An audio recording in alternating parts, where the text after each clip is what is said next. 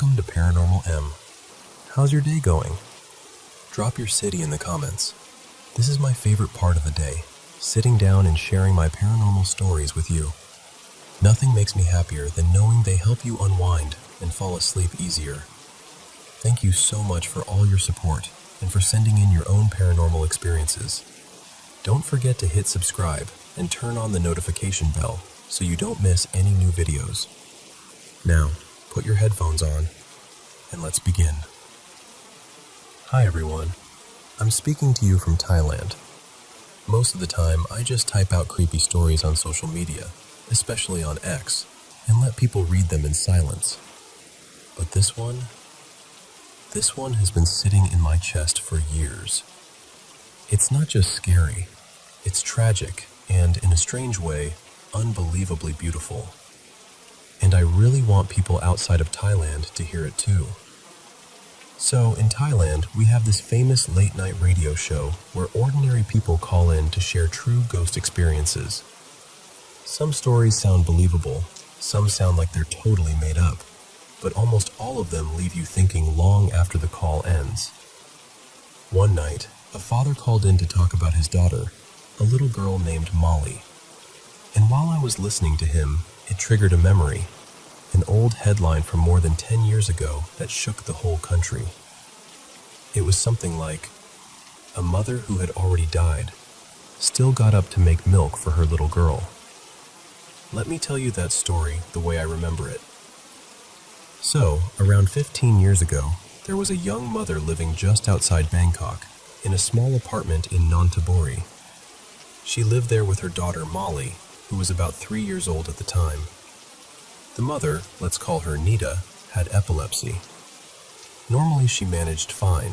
She took her medication, went to work, came home to her daughter. It was a simple life, but it was theirs. Then one day, Nita suddenly died in her bedroom. No one knew right away. She didn't show up for work. At first her coworkers thought maybe she overslept, or maybe her phone battery died. But when they couldn't reach her all day, one coworker got worried and called Nita's older sister, Lek, to check on her. Lek tried calling too. No answer.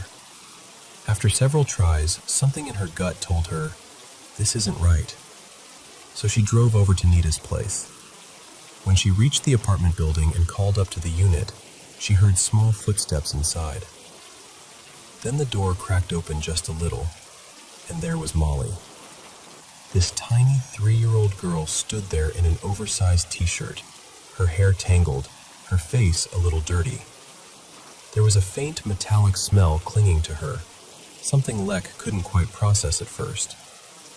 Lek bent down, trying to keep her voice gentle. She asked, "Where's Mommy, sweetheart?" Molly, in that broken toddler way of speaking, answered, "Mommy's sick. Mommy's sleeping on the bed. There's red on Mommy."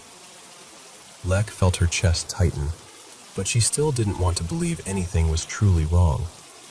She thought, maybe she just fainted.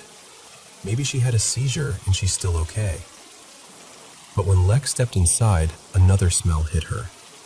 Heavy, sweet, rotten. That's the smell you never forget once you've encountered death. She walked into the bedroom, and there on the bed was her younger sister's body, already starting to swell and change. Nita had been gone for days. The police and medics came. After checking everything, the doctors confirmed that Nita had died from complications related to her epilepsy. It looked like she'd had a seizure alone in the house, and never got back up.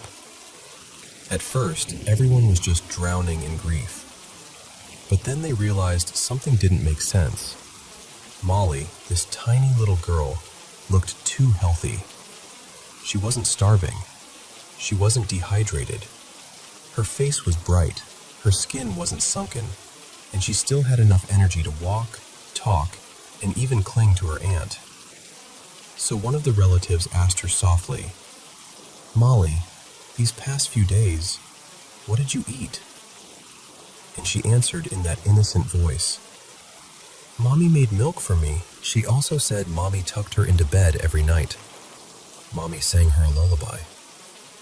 And then there was one detail that chilled everyone there.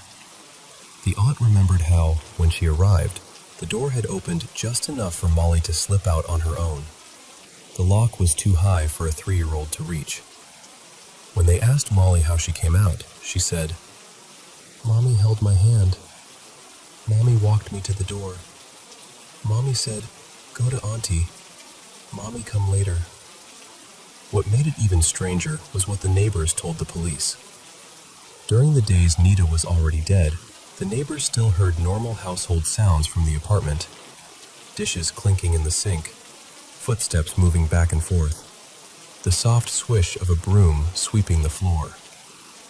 And at night, just beneath the hum of the TV and traffic, they occasionally heard a woman's voice humming a lullaby from the direction of the child's room. But no one came out. No one went in. Inside that apartment, the only living person was Molly. After the funeral, Molly went to live with her aunt, Lek, the same aunt who had found Nita's body. People slowly stopped talking about the case. New headlines came, and the old ones faded. Years passed. Molly grew bigger. Outwardly, everything looked okay. Then one day, Lek and Molly appeared on a popular Thai TV show that deals with the supernatural. It was a program where they invited spirit mediums to communicate with the dead. On the show, the medium claimed to reach Nita's spirit. Through the medium, Nita said she was still in the old apartment, restless and worried. She supposedly told Lek, "Take better care of my daughter. Don't let her suffer." The audience was moved. Some people cried watching it when it aired. The story of the devoted mother who kept watching over her child, even after death, touched a lot of hearts. But a few years later, the real horror finally surfaced. Neighbors around Lek's house started hearing strange sounds, crying, whimpering, sometimes sharp yells. At first, people thought it was just normal family arguments, or a kid throwing a tantrum. But over time, the sounds became more disturbing. Someone finally called the police. When officers arrived and searched the house, what they found was heartbreaking. Molly was being kept in a dog cage. This girl, who had already lost her mother in such a terrible way, was now living like an animal. She had bruises on her arms and legs, old marks and fresh ones mixed together. The neighbors and authorities learned that Lek had been abusing her for a long time, forcing her to eat her own vomit, locking her outside, hitting her when she cried. The woman who had once told the world she was raising her niece with love had turned into her tormentor. When the news broke, the whole country was stunned. People were furious. How could someone who had seen her sister die and taken in her child do something so cruel?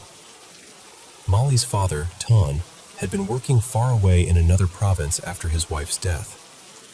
He had been sending money home and trusting Lek to raise his daughter. The moment he heard what had happened, he rushed back and took Molly into his care. He blamed himself. He admitted he hadn't been around enough. He had trusted too much. He promised he wouldn't leave her again. After Molly moved in with her father, things slowly settled. But Ton started to notice something odd. At night, he would sometimes pass by her room and hear her talking softly, like she was chatting with someone else. Not babbling, talking. Pausing, listening, answering. Sometimes he heard a humming sound too. A gentle lullaby. The kind sung to small children. The same rhythm Nita used to use when Molly was a baby. Ton said on the radio that he had no doubt in his heart. It was Nita. His late wife was still there, guarding their daughter. Then one night, something changed. Ton was sitting downstairs when he heard hurried footsteps on the stairs, then small sobs. He looked up and saw Molly coming down, crying. He ran to her. "What's wrong, Molly? What happened?" She buried her face in his shirt, shaking. After a moment, she looked up at him with red, swollen eyes and said quietly, "Mom's gone." Tun said those 2 words broke him. He held her and didn't know what to say. That night, the house felt painfully silent. No late-night humming, no soft talking through the door, just the sound of the fan and their breathing. From that night onward, he never again heard the lullaby. He never again heard his daughter talking to that unseen someone. And something else changed too. Molly, who used to rush to bed like she had someone waiting for her there, stopped hurrying. She went to sleep like any ordinary child, reluctant some nights, sleepy on others, but whatever invisible presence had been beside her seemed to have finally left. It was as if Nita had stayed until she was sure Molly was safe, loved, and protected. And then, only then, did she allow herself to move on. Today, Molly is a bright young woman. She's in her 20s now. She helps her dad run a small noodle stall in a market. If you saw her laughing with customers, you'd never guess the things she lived through. Sometimes people say they can feel a gentle warmth around their stall, like the atmosphere is just a bit softer.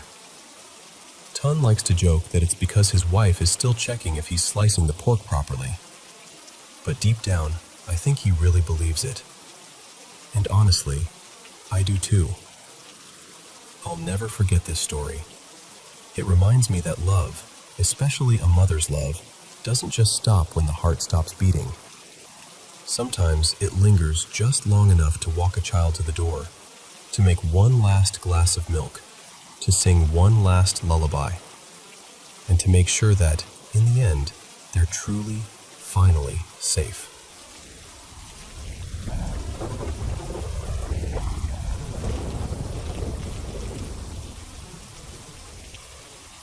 Okay, so let me just start from the beginning. I've lived in the same house my whole life, like literally since I came home from the hospital. We never moved, never switched cities, nothing. The most moving I've ever done was when my older sister moved out and I got her room upstairs. Our upstairs is weird. There are only 2 doors up there, my bedroom and then the attic right next to it. That's it. No cute little hallway, no extra bathroom, nothing. Just my room and a creepy attic door that I have to walk past every night before I go to sleep. So, a few things have happened that really scared me, but for a long time I didn't tell my parents because I thought they'd just laugh it off. In my room, I have this LED sign on the wall. It used to say, Mia's room, in big cursive letters when I first got it. But I put stickers on it, so now it just says Mia with stars around it. It has a little remote that can change the color and brightness and all that. Here's the part that freaks me out. Sometimes it turns on by itself. No one touching the remote, no timer set. Just suddenly, in the middle of the night, my wall lights up purple or neon blue. And it's always late. Like, the whole house is dead silent and your brain is making up noises late. And I am, admittedly, a huge scaredy cat. The first time it happened, I was lying in bed watching true crime videos on my phone. You know those commentary channels that talk about missing people and cold cases? Back then it was some guy named Tyler who I watched all the time. So I'm under my blankets, headphones in, lights off, and suddenly my wall glows bright pink. I froze. I kind of laughed at myself, turned the sign off, and the next day I told my dad. He just shrugged and was like, "It's probably a glitch, or the remote got bumped." And I remember feeling kind of dumb, so I just dropped it. The second time, though, was worse. It was around midnight. I was in my room playing an online game with my friends, one of those late-night sessions where everyone's half delirious and laughing at nothing. We were on voice chat, just talking and messing around. I glanced up toward my door for a second and saw my sign glowing this bright blue. I hadn't touched the remote. It was on my desk on the other side of the room. I stopped mid-sentence, went completely quiet, and my friend was like, "Mia, you good?" I muted my mic so fast and just started typing, telling them my sign had turned on by itself again. I got up, turned it off, and for the rest of the night I was on edge. Every little sound made me jump. I kept looking at the attic door like something was going to walk out. That's not the only thing that happens, though. My bedroom door likes to creak open on its own. At least, that's what it feels like. I'll close it all the way. Sometimes I'm sure I even locked it. And then later, I'll look up and see it cracked open just enough that I can't tell if someone pushed it or if it just drifted. Every time that happens, my heart just slams in my chest. Because upstairs is just me and that attic. Oh, and then there's my thermostat. So we keep the bedroom thermostat set at 72 degrees. Or we try to. But for some reason, it never stays there. I'll wake up at 6 in the morning for school and it'll say 79. When I get home in the afternoon, it'll be 84 or 85. But those are just the everyday creepy things. The really unsettling stuff. That involves my best friend. I'll call her Rin. Before I tell you the first big story, I need to give you some context. When I was about 4, my mom got pregnant with a baby girl. They were going to name her Rosie.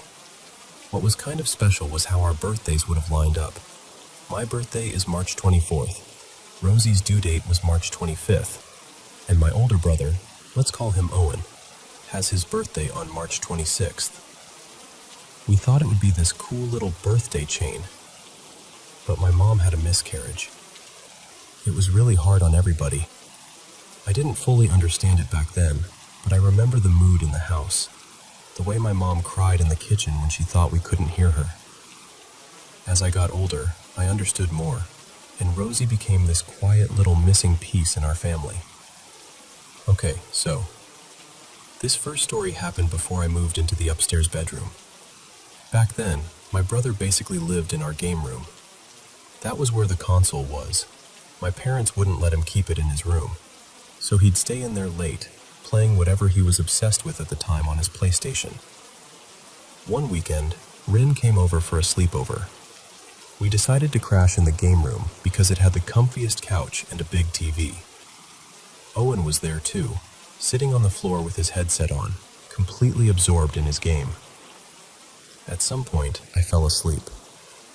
The next morning, I woke up groggy, hair a mess, and Rin was just staring at me.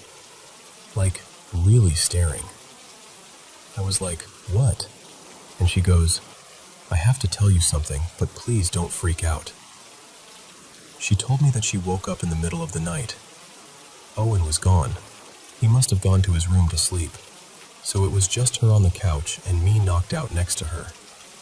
She said she glanced over at the big window that looks out at our backyard and the pool, and saw a little girl walking along the edge of the water. Rin said the girl had long brown hair and was wearing this pale dress. And the part that really stuck with me? She said the girl looked exactly like me, just smaller. Like an 8-year-old version of me instead of the age I actually was then. Rin watched her for a few seconds, stunned, and then the girl just wasn't there anymore. I honestly don't remember exactly how I reacted when she told me. I don't know if she told me right that morning or a bit later, but at some point my brain connected it. Rosie. I don't know if I believe in ghosts, at least not in the movie way, but the idea that maybe my little sister, the one who never got to be born, was still somehow close, watching over us, that kind of lodged itself in my chest and never really left. The last story I remember, the one that still makes my stomach drop when I think about it, also involves Rin. More context time. I have an older cousin, but I grew up calling her my sister. I'll call her Danny. She moved in with my parents when she was about 13, so by the time I was born, she was already living with us. Technically, she's my mom's niece, but to me and Owen, she was just our big sister. Danny is a lot older than us, 12 or 13 years, something like that. So she moved out when we were still pretty young. She had her first kid really early, a little girl, and then later a son. For this story, we're going to talk about her son. I'll call him Eli. Eli's this really sweet kid, very shy, and he loves baseball. He's always wearing some kind of cap, even indoors. Our living room is big and open, which is nice during the day. At night, though, it's a little unnerving because the back wall is basically all windows. If someone were in our backyard, they could just stand there and watch us, and we might not notice right away. I never really liked sleeping down there. I always felt safer upstairs, just me and my creepy attic door. But Rin liked the big couch and the TV, and I wanted her to be happy, so we set up blankets and pillows and fell asleep in the living room. At some point in the night, I woke up. I didn't have my phone nearby, and there was no clock I could see, but something in me was like, it's 2 a.m. You know that feeling when your body just knows it's the middle of the night? The room was dark, but some light was coming in from the street through the blinds, just enough to see shapes. I turned my head toward Rin, and that's when I saw him. There was a tall, shadowy figure standing over her, right next to where she was sleeping. It looked like a teenage boy, taller than both of us, and he was wearing a baseball cap. I couldn't make out a face, just the outline, but it was so clear. Like, I remember the angle of the hat and the way his shoulders were hunched forward a little, like he was leaning down. For a second I thought I was still dreaming, but the fear felt way too real. My heart was pounding, my mouth went dry, and I just stared. Then the shadow turned its head toward me. The moment we made eye contact, if you can even call it that, it vanished. Just gone. No footsteps, no fading away. 1 second it was there, the next second there was nothing but the couch and Rin sleeping. I lay there for a long time, frozen, trying to decide if I should wake her up or not. Eventually I must have fallen back asleep, because the next thing I remember is it being morning. Later, when we were talking, I told Rin about what I'd seen. She kind of laughed it off at first and said, maybe that was future Eli watching over us. You know he's obsessed with baseball. And I laughed too, because it was easier than sitting in the idea that maybe some random shadow guy was watching us sleep. I tried to convince myself it was just a dream, or that my eyes were messing with me in the dark. But the image never really left my mind. Then, this last summer, about 3 years after that happened, we were in my pool just hanging out, talking about spooky stuff for fun. I brought the story up again.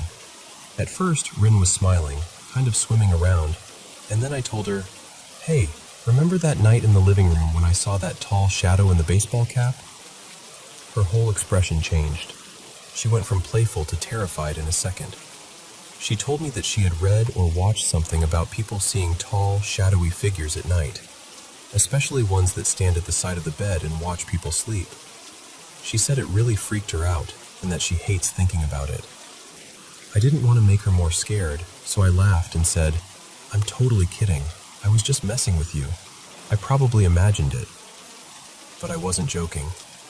I can still see that outline if I think about it too long. I can still feel that heavy, electric fear in my chest. And sometimes, when my sign randomly turns on at 1 in the morning, or my door creaks open when I know I closed it, or my thermostat is way higher than it should be, I catch myself wondering who or what is actually sharing this house with me.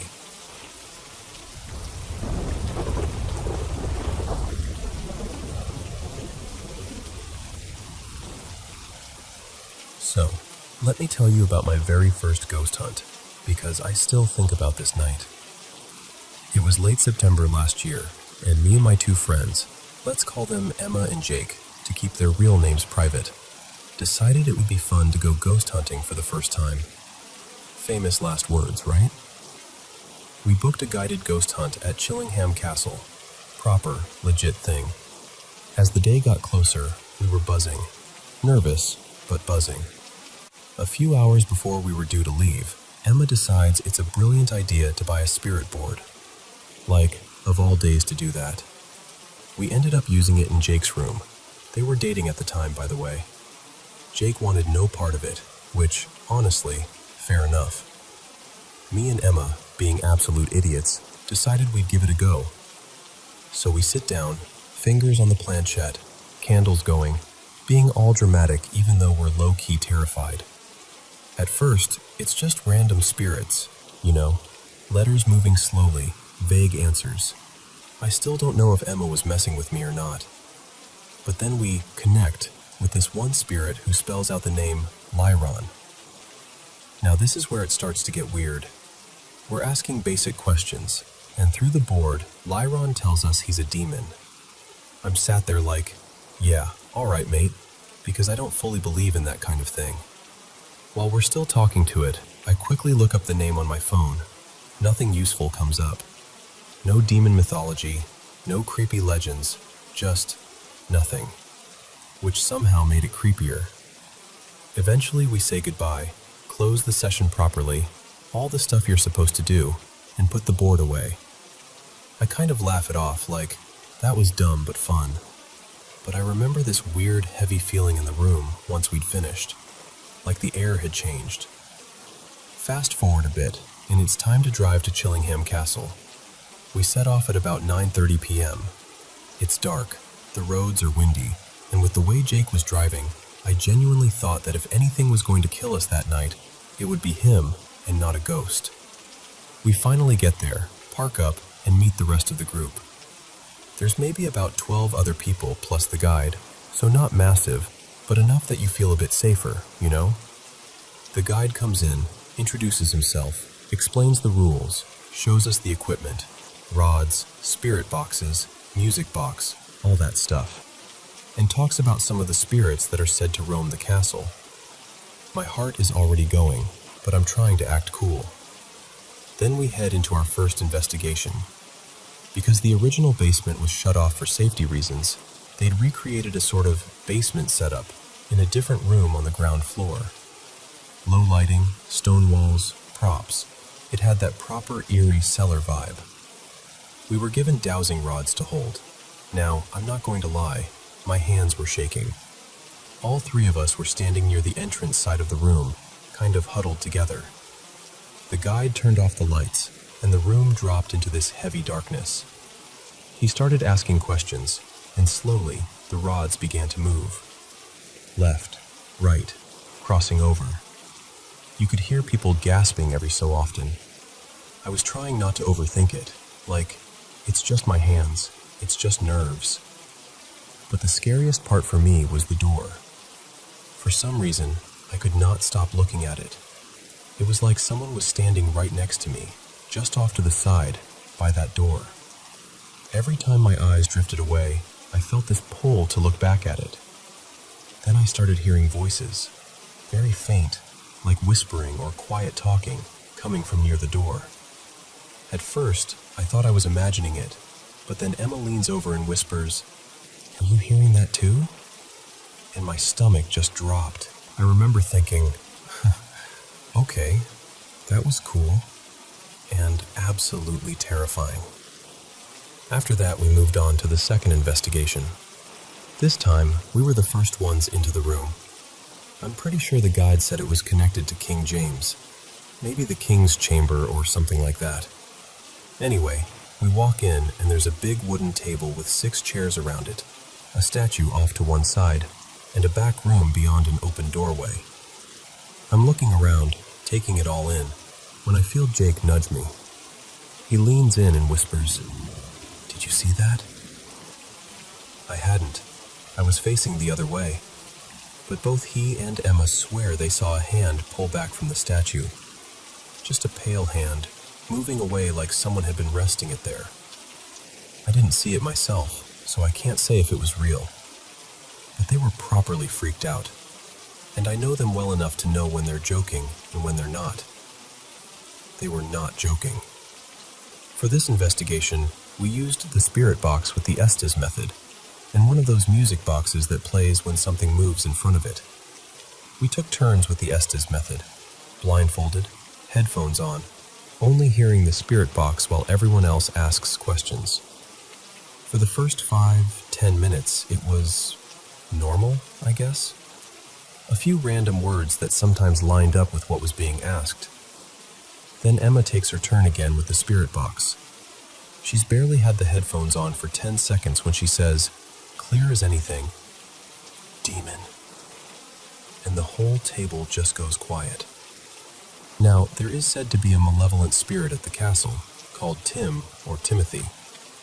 The guide had mentioned him earlier, but said he was usually on a different floor, not up where we were. So I turn to Jake, half joking, half not, and say, imagine if Lyran followed us here. Literally, as soon as I say that, there's this massive bang from the back room. Not a tiny tap, not someone accidentally kicking something. A proper, loud crash. I jumped so hard I genuinely thought I'd, had a little accident.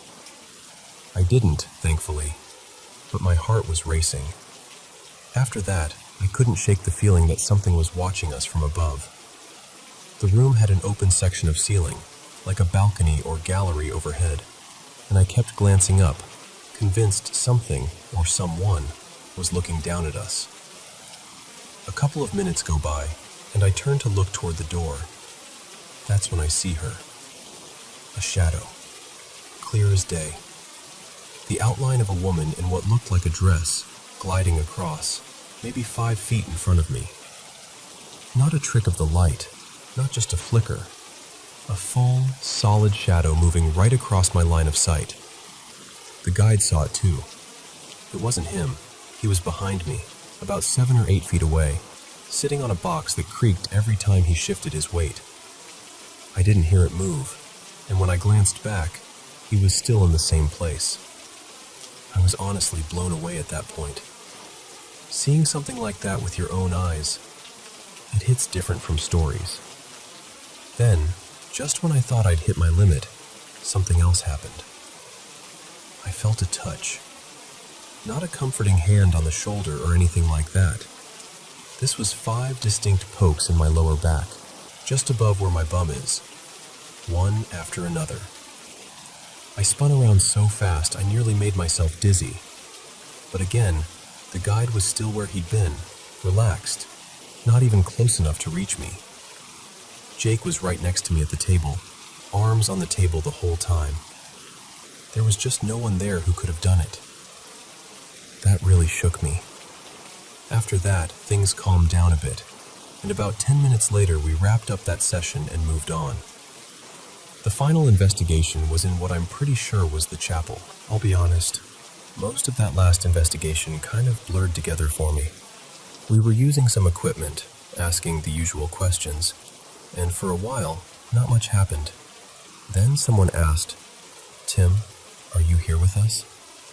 About 2 seconds later, there was this massive bang from the back room, but it didn't sound like someone knocking on a wall. It sounded like something being thrown against it. Proper force. The sound echoed around the chapel and out into the corridor. Everyone jumped. Even the guide looked a bit surprised, and he's probably heard everything by now. After that, things settled down again, and eventually, the night came to an end.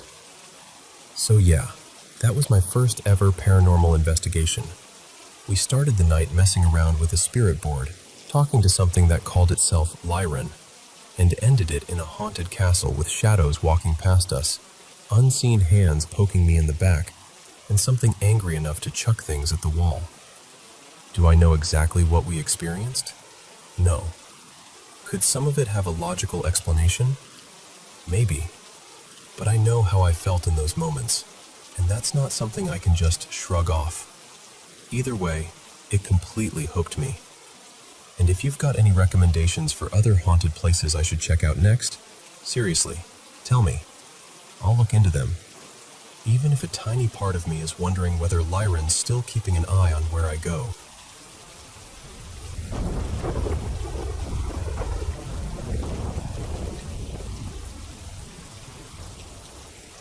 So, let me tell you about this really weird night I still can't explain.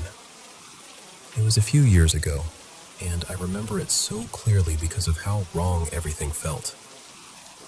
I think think it was around 1:45 in the morning when I got to the laundromat. You know that kind of tired where your eyes burn, but your brain is still racing? That was me.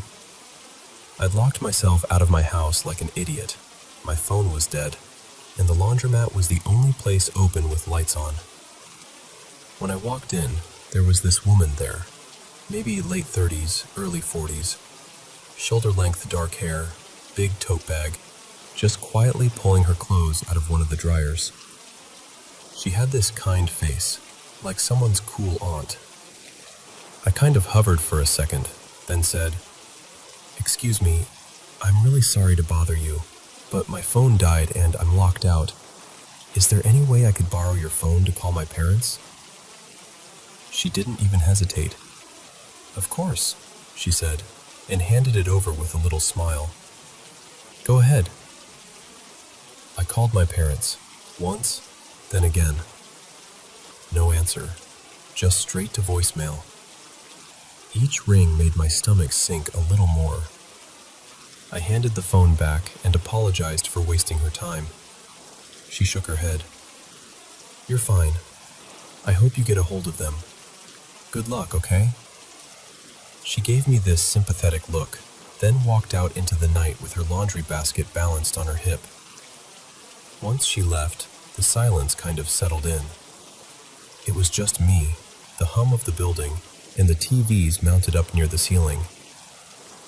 There were 3 of them, all flat screens, each playing a different news channel on low volume.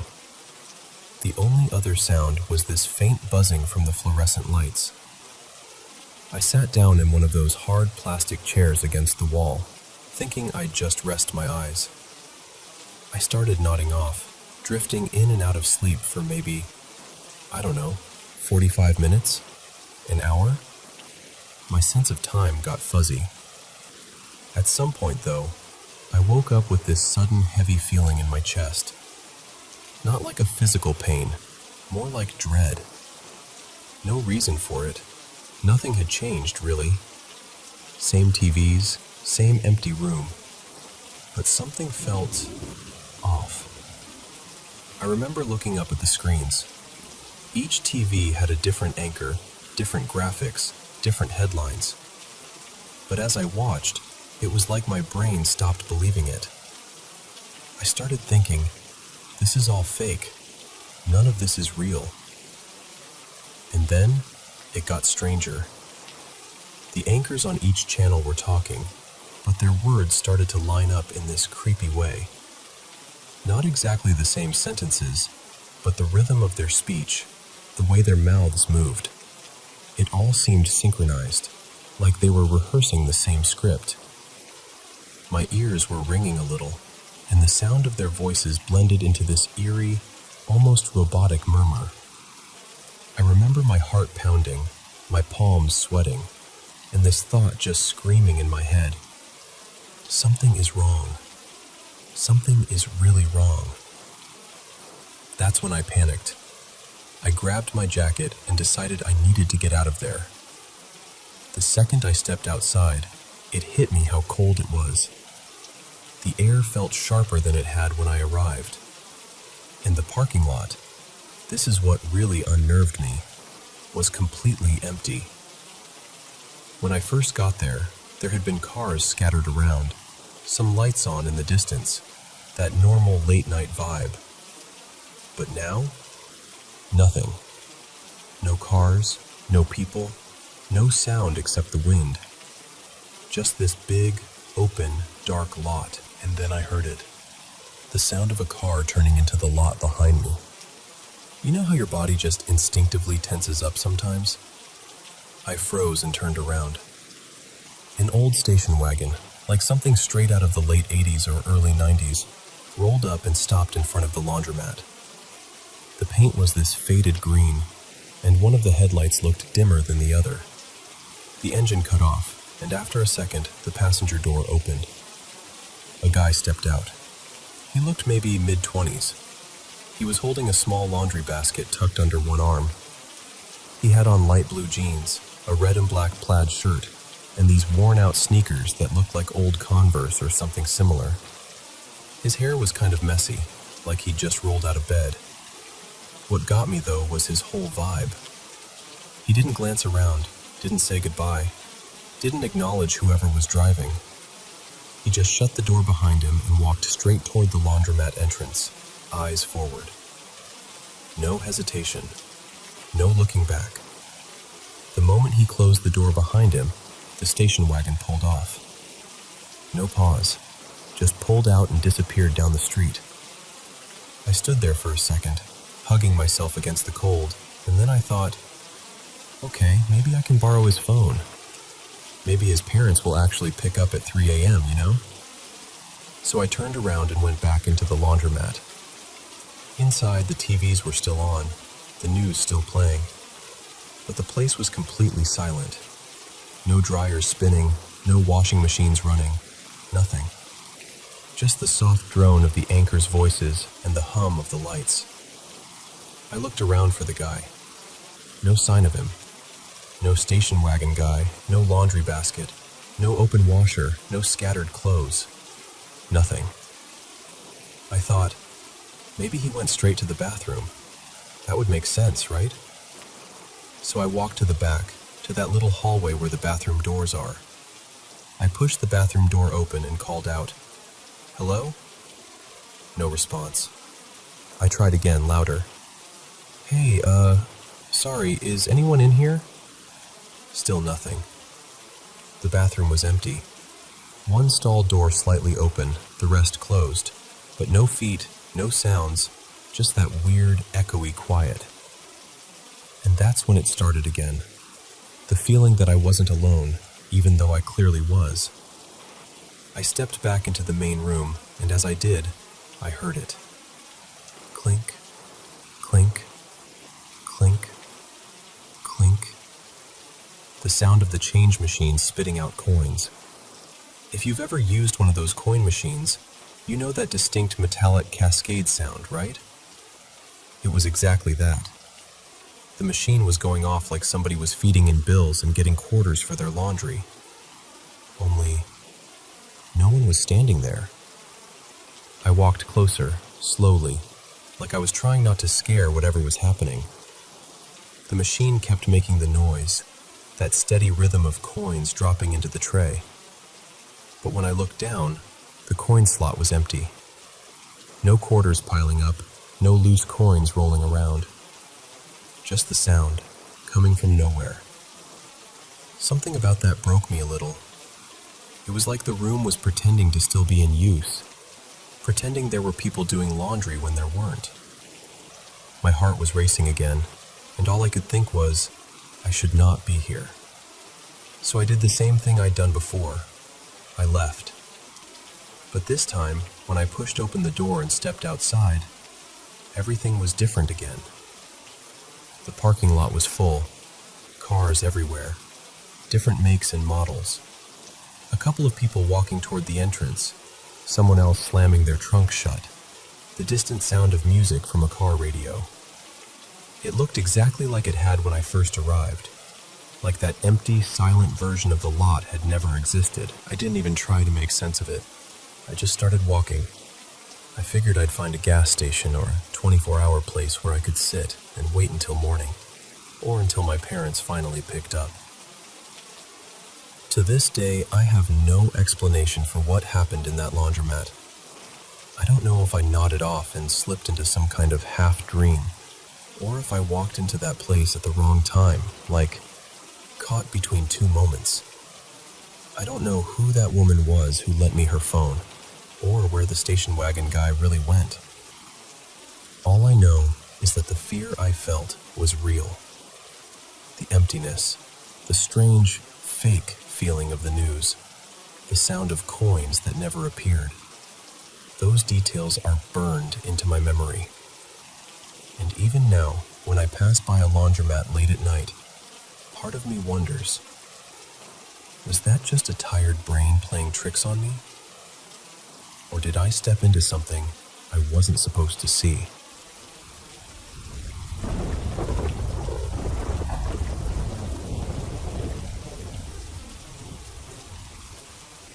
So let me tell you about this really strange night that still messes with my head. This was maybe a year and a half ago, in the middle of winter. I was ridiculously sick, like full-on flu, fever, body aches, the whole thing. I was sharing an apartment with my older sister, Nina, at the time.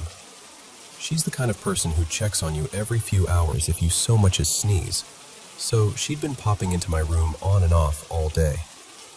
That night, I was in my bed, curtains closed, lights off except for this little warm bedside lamp. I felt absolutely awful, so I decided, okay, that's it. I'm just going to sleep this off. I remember feeling this wave of exhaustion hit me, like someone had just pulled the plug on my energy. The last thing I remember before knocking out was Nina coming into my room. She stepped in, leaned on the doorway for a second, then came over by my white dresser near the window.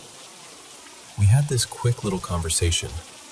I honestly don't remember what we were talking about now, just that it was casual, nothing serious. She laughed at something I said, and I can still see her expression so clearly in my mind. Then she held out her phone and was like, "Hey, look at these texts real quick." I tried. I really did.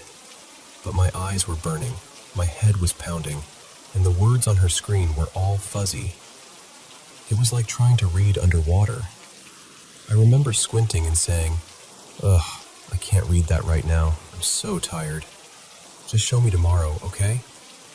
And she kind of shrugged and went, "All right, go to sleep," then turned and walked out of my room. I swear to you, not even a full second later, I was out. Like, gone. Deep, heavy sleep. I didn't toss and turn.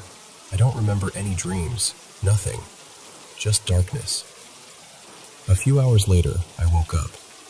My fever had broken a little, and I was just lying there in bed scrolling through my phone, kind of dazed but awake. That's when Nina came into my room. Again. She walked in like normal, sat at the edge of my bed, and we started talking. We were mid-conversation about something totally random. I think about our cousin or some drama from work, when I suddenly remembered her trying to show me that text before I fell asleep. So I stopped and said, "Oh yeah, what was that message you were trying to show me earlier, on your phone?" And the way she looked at me, she was so confused. She goes, "What are you talking about? I came up here to see the messages you were trying to show me." Now I'm confused. I'm sick. I'm tired. My brain is foggy. And I'm thinking she's just messing with me. So I kind of frown and say, "No, Nina, I'm serious. You came in here before I went to sleep, stood over there by my dresser, and tried to show me some messages on your phone. I told you I was too tired and I'd look at it later." She shakes her head immediately and says, "No, that didn't happen. I never came in here. You came downstairs to Mom's place and tried to show me some messages, but I was too tired to read them, so I told you I'd look at them later. Then you said you were going to bed and went back upstairs." At this point, I'm getting irritated, because I feel awful and it really sounds like she's just playing with me for no reason. I'm like, "Why are you joking right now? I haven't left this bed. I remember you coming in here. I remember what side of the bed you were on. I remember you laughing. I couldn't read your screen because I was exhausted. I did not go anywhere." And she's just staring at me, dead serious, saying, "I'm not joking. I was at Mom's. You came down to see me." So now we're both confused and a little worked up. I'm insisting, "You came into my room." And she's insisting, "You came downstairs." Finally, I say, "Okay, you know what? Let's ask Mom." So I drag myself out of bed, still weak, still sick, and we both go downstairs to my mom's apartment. My mom opens the door, all casual, like nothing is weird. I ask her, "Hey, was Nina down here with you earlier? Or did she come upstairs to my room before I fell asleep?" My mom nods and says, "Yeah, Nina was here. She was sleeping in the back room for a while." You came down earlier, remember? You tried to show her something on your phone, but she was too tired to look at it. So you said you were going back to bed. Me and Nina just look at each other. That moment was silent. Just this weird, heavy pause. I could tell from her face she was thinking the exact same thing I was. How can we both remember the same situation, but from opposite sides? She finally says, kind of quietly, I told you, I never came upstairs to your room. And I'm standing there like, I know what I experienced. I know I was awake. I remember you standing by my dresser. I remember your voice, your laugh, the way you held your phone out to me. I remember the angle of the light in the room. I wasn't dreaming. I wasn't drunk. I was just sick and exhausted. But I was awake. And she says, with the same conviction, well, I remember sitting on Mom's bed and you standing in the doorway, trying to show me your messages. I remember being too tired to focus on the screen. I remember your exact tone when you said you'd just show me later. Our stories match, but flipped. Same phone. Same, I'm too tired to read it, I'll check later. Same feeling of exhaustion. Same kind of casual, sleepy conversation. Just completely reversed. To this day, if you ask us separately, we will both swear on our lives that our version is what really happened. I will tell you with my whole chest, she came into my room. She'll tell you with the same energy, I went downstairs to hers. And here's the thing. This isn't even the first weird thing that's happened between us. There have been other moments, even stranger, where reality just doesn't line up the way it's supposed to. I don't know if it was some kind of glitch, a crossed wire in both our memories, overlapping timelines, or something our brains did because we were both exhausted. All I know is, I wasn't dreaming, and neither was she. We were both absolutely sure we were fully awake, in two completely different places, having what feels like the same conversation from opposite sides. And honestly, I still have no idea how to make sense of that.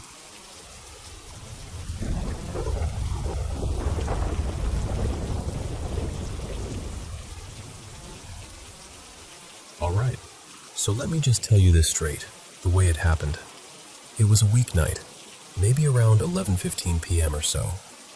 I was heading into town to grab a few things from the store. I live way out in the sticks. No streetlights, hardly any neighbors, just vegetation, trees, and dirt roads.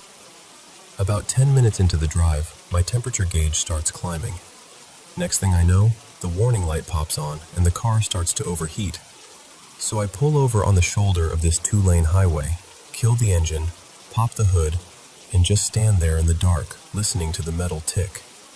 I let it cool for a while, check the radiator, top it off with the little bit of water I had, and think, okay, I'll just ease it home. I get maybe another couple miles down the road. Same thing. Temperature shoots up again. By now it's after midnight. I'm not that far from home. Maybe a mile and a quarter walk. It's a clear night, stars out, a little chilly but not miserable. And I'm thinking, why risk blowing the engine? I could use the exercise anyway. So I pull off a little more, lock the car up, throw my hands in my pockets, and decide to walk it. The road I live off of is this rough mountain back road. Not paved, mostly packed dirt and gravel, ruts everywhere. I walk along the highway first, then turn onto my road. There's just enough moonlight that my eyes adjust. I don't even bother with my phone flashlight. I'm moving at a pretty good pace, just wanting to get home and crawl into bed. So I'm about 2/3 of the way down my road, and on my left there's this long split-rail wooden fence and a gravel driveway that leads to one of the neighbors' places. I'm walking, minding my own business, when I hear something. Faint footsteps on gravel. Crunch, crunch. Very soft, but clear. Out of the corner of my eye, I see something coming up that driveway toward the road. And my first thought is not ghost or paranormal or anything like that. My first thought is, oh great, one of the neighbors thinks I'm out here creeping around, casing houses in the middle of the night. I'm fully expecting a flashlight in my face, maybe a gun, definitely some questions. Like, hey, what are you doing out here? So I'm bracing for that. And then I realize what I'm actually looking at. There's a man walking toward me, except I can see through him. At first, it's almost like that Predator effect. You know in the old movie, where the outline kind of shimmers and takes on the color of the trees behind it? It's like that. The shape is there, but it's blending a little with the background. As he gets closer, though, he becomes more defined. He looks like a solid guy, little broader build than me, around my height. He's wearing this red and gray flannel shirt, jeans, and these old work boots. His hair is sort of shaggy, like that almost mullet style you see on some country singers. And he is just gliding up this driveway toward the road. He steps out of the driveway onto the edge of the road, maybe 30 feet to my left, and then, this is the part that really got me. He turns and starts walking alongside me. We're not shoulder to shoulder, but he's pacing me, same speed, just off to my left by the fence line. We walk like that for, 100 to 150 feet. Long enough for it not to be my imagination. Long enough for me to actually study him. The whole time he's not looking around, not checking the road. He's looking at me. We get to the end of that split rail fence, and that's where he stops.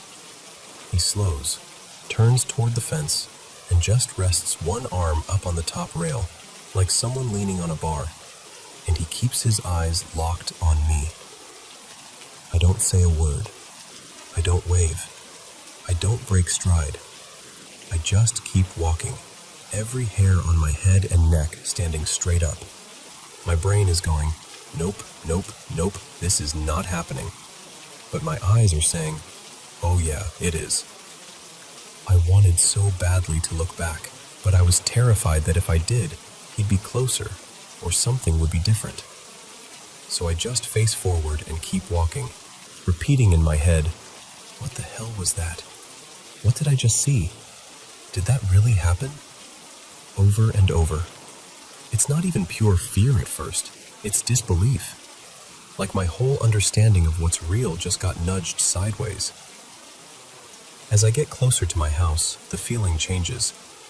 It goes from disbelief to this really deep uneasiness. It's creeping me out more with every step, because now I'm replaying it. The way he came deliberately down that driveway. The way he walked beside me like he'd come out just to meet me on the road. That sad look on his face. And it was sad. That's the part that sticks with me the most. He didn't look angry or threatening. He looked like he wanted to say something, like he had something important he needed to tell me, but couldn't get the words out. I finally get home, lock the door maybe a little faster than usual, and I don't sleep great that night. Just keep hearing gravel footsteps in my head. Next morning, I'm in the kitchen, making coffee and trying to act normal, but it's eating at me. So I tell my dad, his name's Mark, what happened. I say, look, I know this is going to sound crazy, but I need to tell you about something I saw last night on the road. Now, I've always been open to the idea of UFOs, aliens, all that. I figured the universe is big. Who knows what's out there? But ghosts? Spirits? I've always thought that stuff was just stories. Fun for movies, but not real life.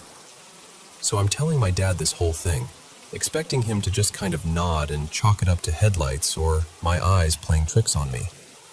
And yeah, he's got that skeptical look at first. But then he stops me and asks, okay, exactly where did this happen? And I say, you know that long split rail fence on the left? The one by that gravel driveway before our place? Right there. And I watch his whole expression change. He goes quiet for a second and then says, you remember I told you about that neighbor down there? The one who, passed away in his house?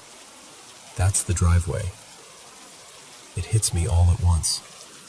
I remember him mentioning, about a year before I moved back in, that a guy who lived down that drive had taken his own life. We didn't know him well, just a quiet neighbor who kept to himself most of the time. And I'm standing there in the kitchen with my coffee, and suddenly I've got tears in my eyes. The goosebumps come back, full force. My whole body feels electric. Because now it's not just a weird figure on a dark road. It's possibly someone. A real person. Someone whose house I walk past all the time without thinking. Up until that night, I would have told you, with total confidence, that all paranormal stuff was nonsense. Just stories people tell. But I swear to you, with my whole chest, I saw a man. I saw him like I'm seeing this room right now. And at the same time, I saw through him. I wasn't drunk. I wasn't high. I was just tired and trying to get home because my stupid car overheated. And then, that happened. Part of me hopes I never see anything like that again. And another part of me, the part that keeps thinking about his face, wonders what he was trying to say, and if he'll ever try to say it again.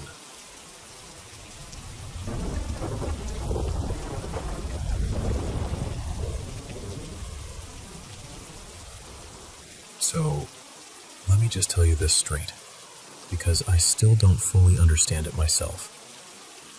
It was supposed to be just a walk. Nothing dramatic, nothing cursed. Just me being stupid and restless. There's this old cemetery behind our town. You know the kind. Forgotten, overgrown. The kind adults warn kids about for no real reason. I'd passed it 100 times in daylight. But that night I thought, why not? It was close to midnight, the sky was heavy, and the air smelled like wet leaves and iron. The gate was half off its hinges. When I pushed it, it didn't just creak, it screamed. I swear that sound went straight into my teeth. I stepped through, and as soon as both my feet were inside, the gate slammed shut behind me. I didn't touch it. I just stood there for a second, heart pounding, telling myself it was the wind. You do that too, right? Immediately try to rationalize stuff so you don't freak out. My phone flashlight was the only thing cutting through the fog. The graves were everywhere, some leaning, some sunk into the earth, some cracked open like something had climbed out long ago and never bothered to clean up. Then I saw it, a shape, a figure, standing between two crooked gravestones. Tall, too still. You know when your brain tries to pretend something is a tree or a statue just so you don't panic? That's what I did. I squinted into the fog and whispered, "Hey, you okay?" No answer. My flashlight flickered once, twice, and then cut out completely. Everything went black, and in that darkness, right next to my ear, so close I could feel the warmth of it, I heard breathing. Slow, wet, like whoever it was had just run a long way and was trying not to let me hear. I froze. I didn't move, didn't turn around. I just stood there, clenching my phone in my hand like it was a weapon. Then, just as suddenly as it went out, the light came back. The figure was gone. I spun around. Nothing. Just grave after grave, fog curling between them like it was alive. And right in front of me, a few steps ahead, was a stone that didn't look like the others. Older, darker. The edges had been eaten away by time. The letters were deep, carved by hand, not machine. I walked up to it without really deciding to. It felt like being pulled. The name carved into it was Thomas, 1327, 1402. An old name, old dates, just another grave, right? I don't know why I did it, but I knelt down and pressed my fingers to the stone. It was freezing. Not cold like a rock at night, cold like metal pulled from a freezer. And then it happened. For less than a second, the name changed. Right under Thomas, the stone shifted. The letters stretched and bent like they were made of smoke and ice, and new ones carved themselves into the surface, glowing faintly through the fog. Daniel, 1993, 2025. My first name, my birth year, and this year. I felt the world tilt. For a second, I thought I was going to pass out right there on that grave. My phone screen shut off again, but this time it wasn't just the light. The whole thing went dead in my hand. No battery warning, no flicker, just black. Then I heard it. Not in the air, not in my ears.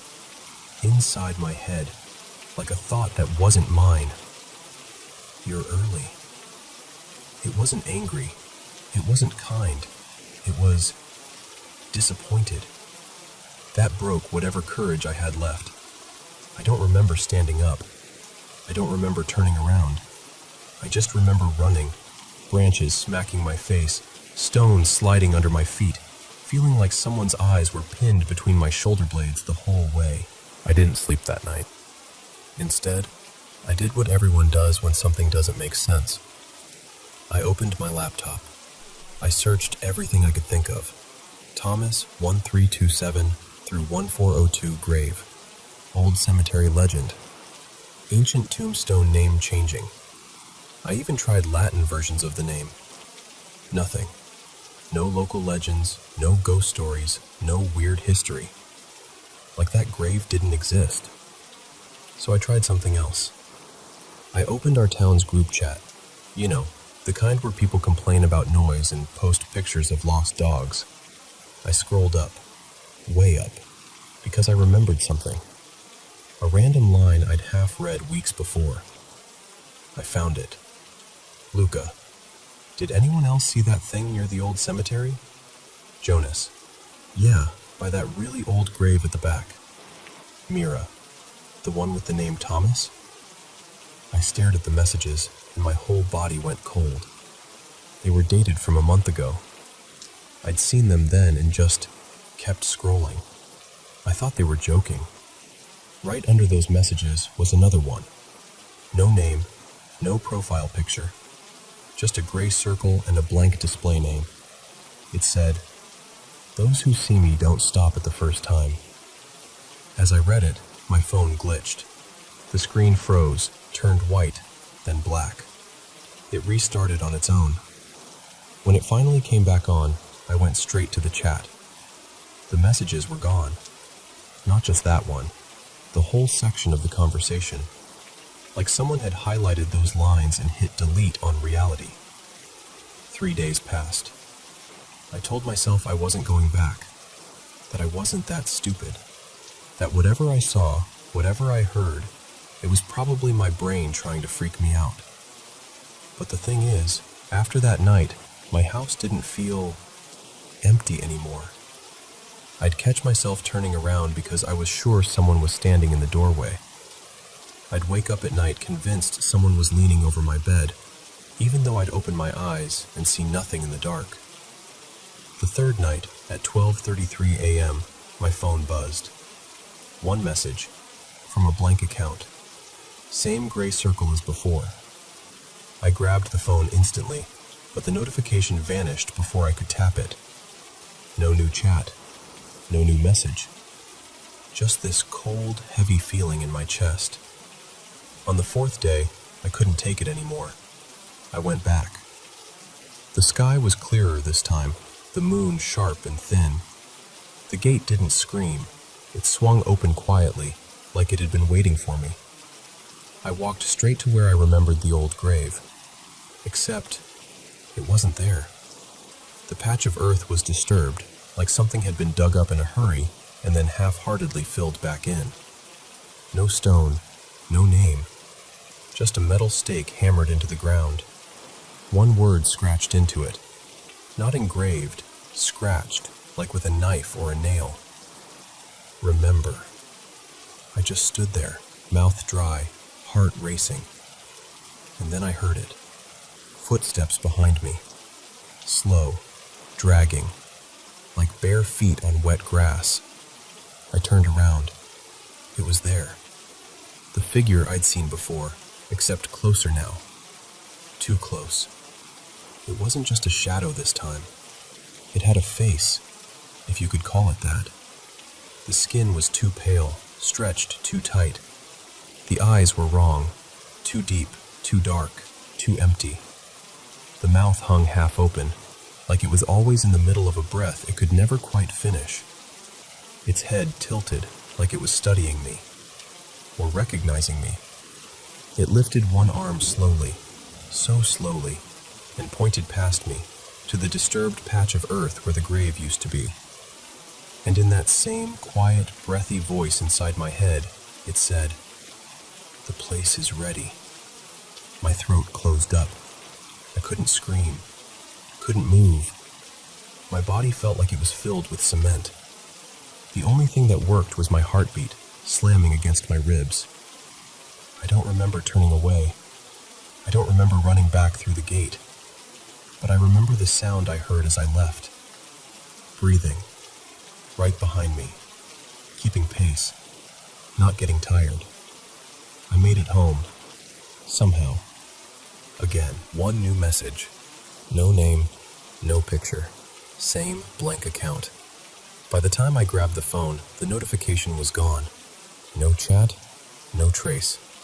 But for a split second, when the screen woke up, I saw the preview. I'm still waiting. It happens every night now. 3:33 a.m. Screen lights up. Blank account. Message appears. Vanishes.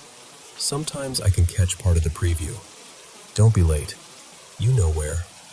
The year is almost over. And once. You shouldn't have touched the stone, Daniel. I've tried blocking unknown accounts. I've changed my number. I've switched phones. It doesn't matter. It always finds a way to send that one message at that exact time. Here's the part that really scares me, though. Last week, I went to visit my parents. They still live closer to the old part of town. On the way back, I passed the cemetery road. I told myself I wouldn't look, that I'd just keep walking, eyes forward, pretend the place wasn't there. But I did look. Just once. There's a new headstone near the back now. Smooth, pale stone, clean and recent, like it's waiting for fresh letters. No name on it. Not yet. But right in front of it, sticking out of the earth, is that same metal stake. The word has changed. It doesn't say remember anymore. Now it says already yours. So this is why I'm telling you all of this. Not to get you to feel sorry for me or to make you believe in ghosts. Honestly, I don't care if you believe me. I just need you to listen. If you're ever traveling and you end up in some old European town with a forgotten cemetery at the edge of it, and you're bored or curious or trying to impress someone, if you walk among the older graves and you find a stone that reads Thomas, 1327 to 1402, don't touch it. Don't kneel down. Don't trace the letters. Don't even say the name out loud. Because if you do, if you give it your attention, you won't just remember the grave. You'll start hearing the breathing too.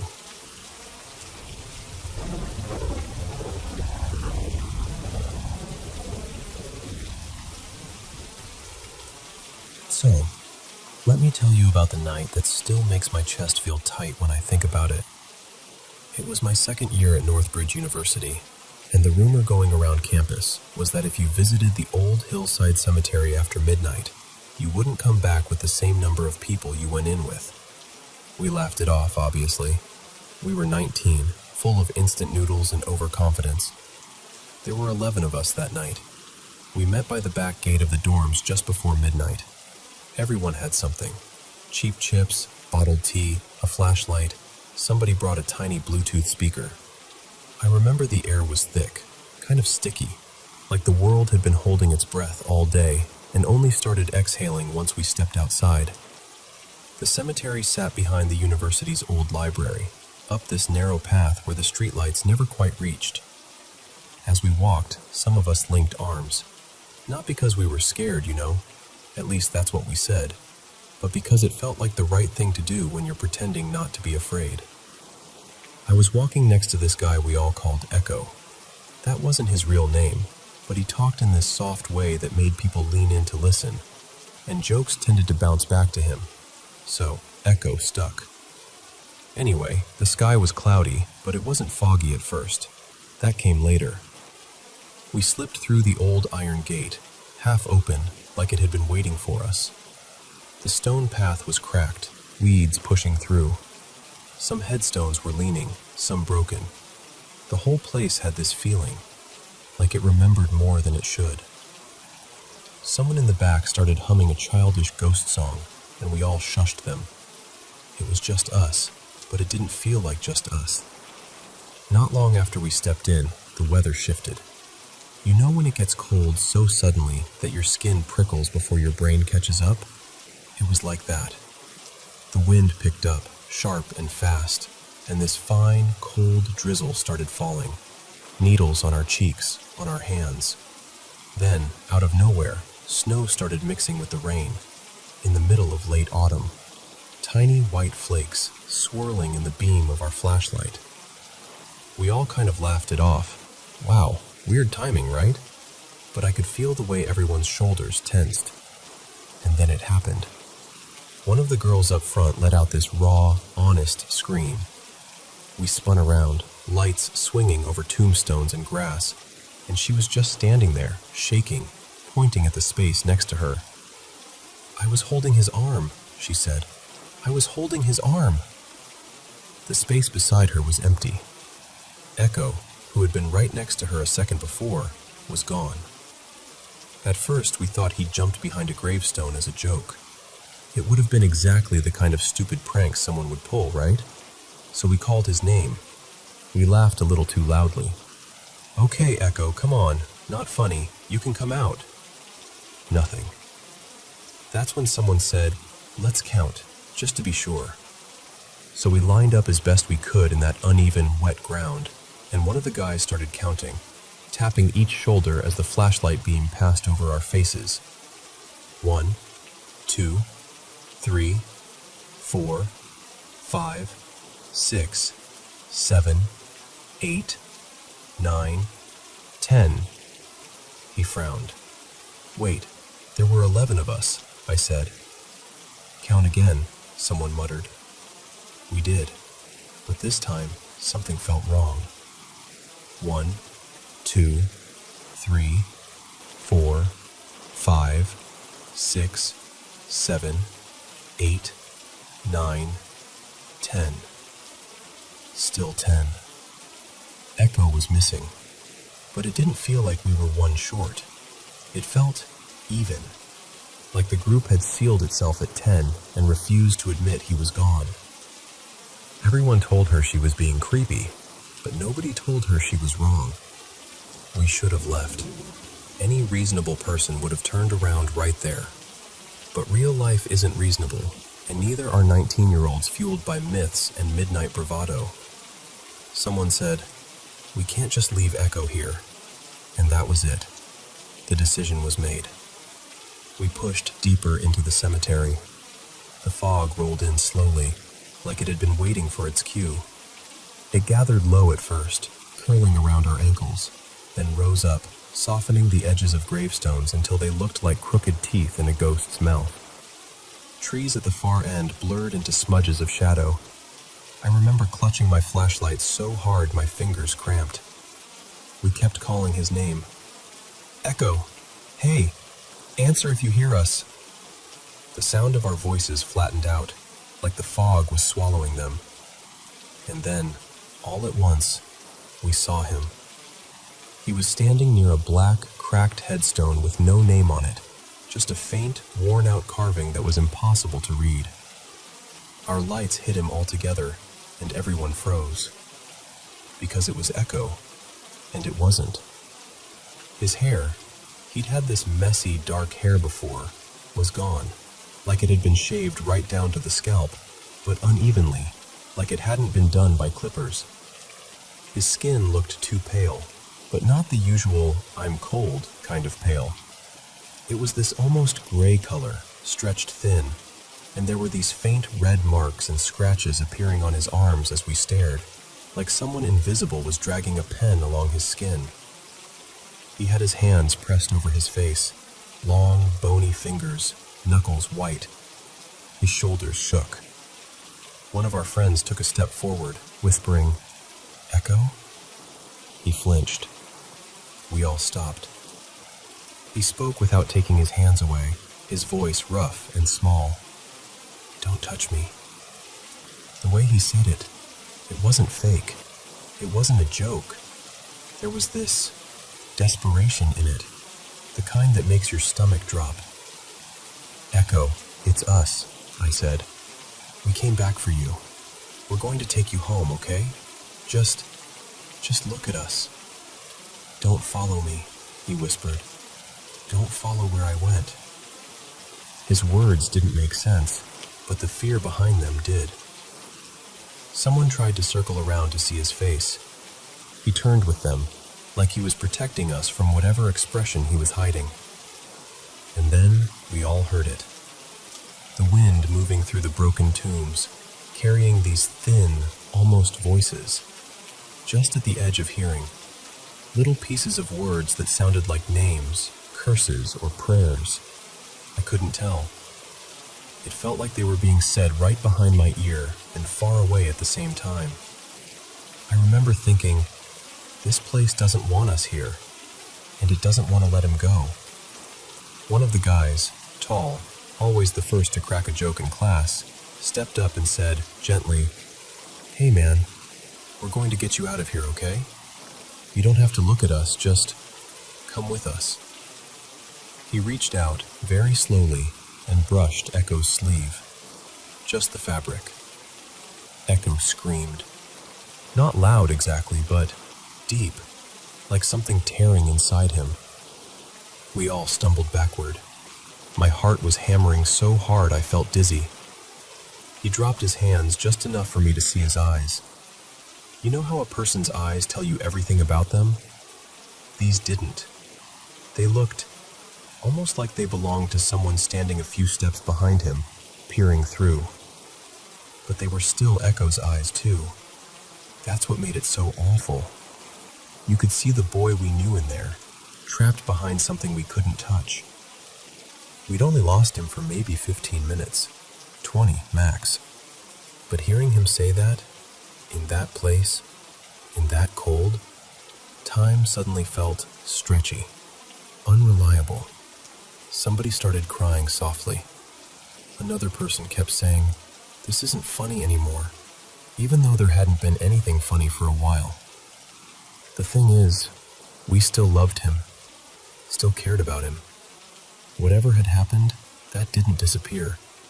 So we did the only thing that made sense in that moment. We surrounded him. Not too close, but close enough to make a circle. We didn't touch him again, but we walked with him, step by slow step, back toward the gate. And as we walked, you could feel the cemetery adjusting, like it was letting something go that it wanted to keep. The fog thinned out. The strange snow rain slowed. The whispers faded into just wind again. By the time we reached the gate, the sky had cleared. The storm had just stopped. No sign it had ever been as bad as we'd felt it. The world outside the fence looked ordinary. Streetlights, quiet roads, the distant glow of the campus dorm windows. It was like we'd stepped from one reality back into another. When we counted ourselves at the gate, there were 11 again. No extra, no missing, just different. We walked Echo back to the dorms in silence. No one joked, no one explained, no one could. Later, we tried to talk about it. The story kept shifting, depending on who told it. Some people insisted his hair hadn't really fallen out, that it just looked shorter in the light. Others swore they'd seen fresh wounds appear on his skin as we watched. A few claimed they'd heard their own names whispered in the wind, even though nobody else heard that. Echo stayed with us after that, but he was quieter. Sometimes I'd catch him staring at a wall like he was listening for something. Once, when I asked him what he remembered, He just said, "I stepped between two graves, and for a second I wasn't here. I was somewhere close, but wrong, and something there saw me first." He never went near the cemetery again. Neither did I. Here's what I know, though, what I feel, even now, telling you this. Some places don't just sit there. They lean, they reach. They bend the rules around themselves like heat over a road. That cemetery behind our old library, it's one of those places. It stretches reality, tugs at time, and sometimes, if you're not careful, it takes a piece of you and sends back something altered. Not gone, not fully broken, just changed. We brought our friend back that night, but every now and then, when the wind hits just right and I hear a voice in the distance that sounds like it's saying my name, I wonder, did we really bring all of him back? Or did some part of him stay there, standing by that nameless stone, listening to the whispers, while something else slipped into his place and learned how to say, "Don't touch me, don't follow me, not where I went."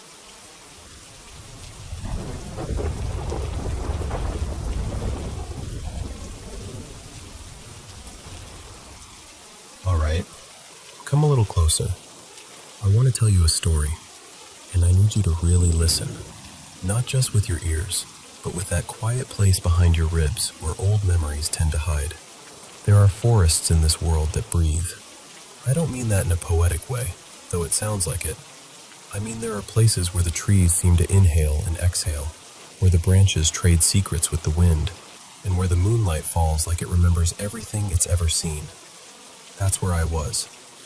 I remember walking through one of those forests late on a winter night. The sky above us was dark as ink, and the stars looked like someone had stitched them into the black with silver thread. The leaves were rimmed with frost, and a thin wind was slipping between the trunks, sighing its way down the hill. I say us because I wasn't alone. My two children walked just behind me, Noah and Elsie. At least, that's what I called them when they were mine. I wasn't shivering, even though it was cold enough for our breaths to fog, except they didn't. I wasn't tired, even though it felt like we'd been walking for hours upon hours. My legs moved, but there was no ache in them, no heaviness in my feet. If you've ever had a dream where you're moving, but it feels like you're gliding instead of walking, yes, it was that.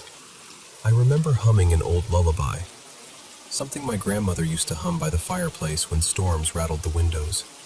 I didn't even think about it. The tune just slipped out of me like it had been waiting. Behind me, the kids tried to laugh at something. Some smiles, some shared joke. But the sound came out thin, like the forest swallowed it before it had a chance to become real.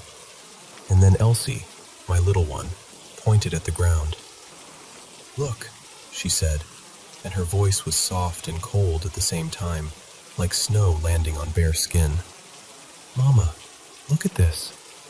She bent down, pushed aside a few frozen leaves, and picked up a photograph. That part still makes my skin prickle, even now. Noah leaned over her shoulder. I stepped closer, and all three of us stared. It was us. Not the forest us. The alive us. We were standing in front of a small stone house with ivy climbing up the walls. The kind of place that always smelled like soup and laundry and something baking. In the picture, my cheeks were flushed, my hair a little messy from the wind. The kids were squinting into the sun, both mid-giggle. You could almost hear the laughter. We looked warm, solid, real. Not like we did in that forest. In the forest, our faces just didn't change. Same unblinking eyes, same pale skin, no breath clouding the air, no tiredness, no hunger. You know when you see an old doll whose painted face never moves? It was a little like that, only somehow sadder. Elsie turned the photograph over.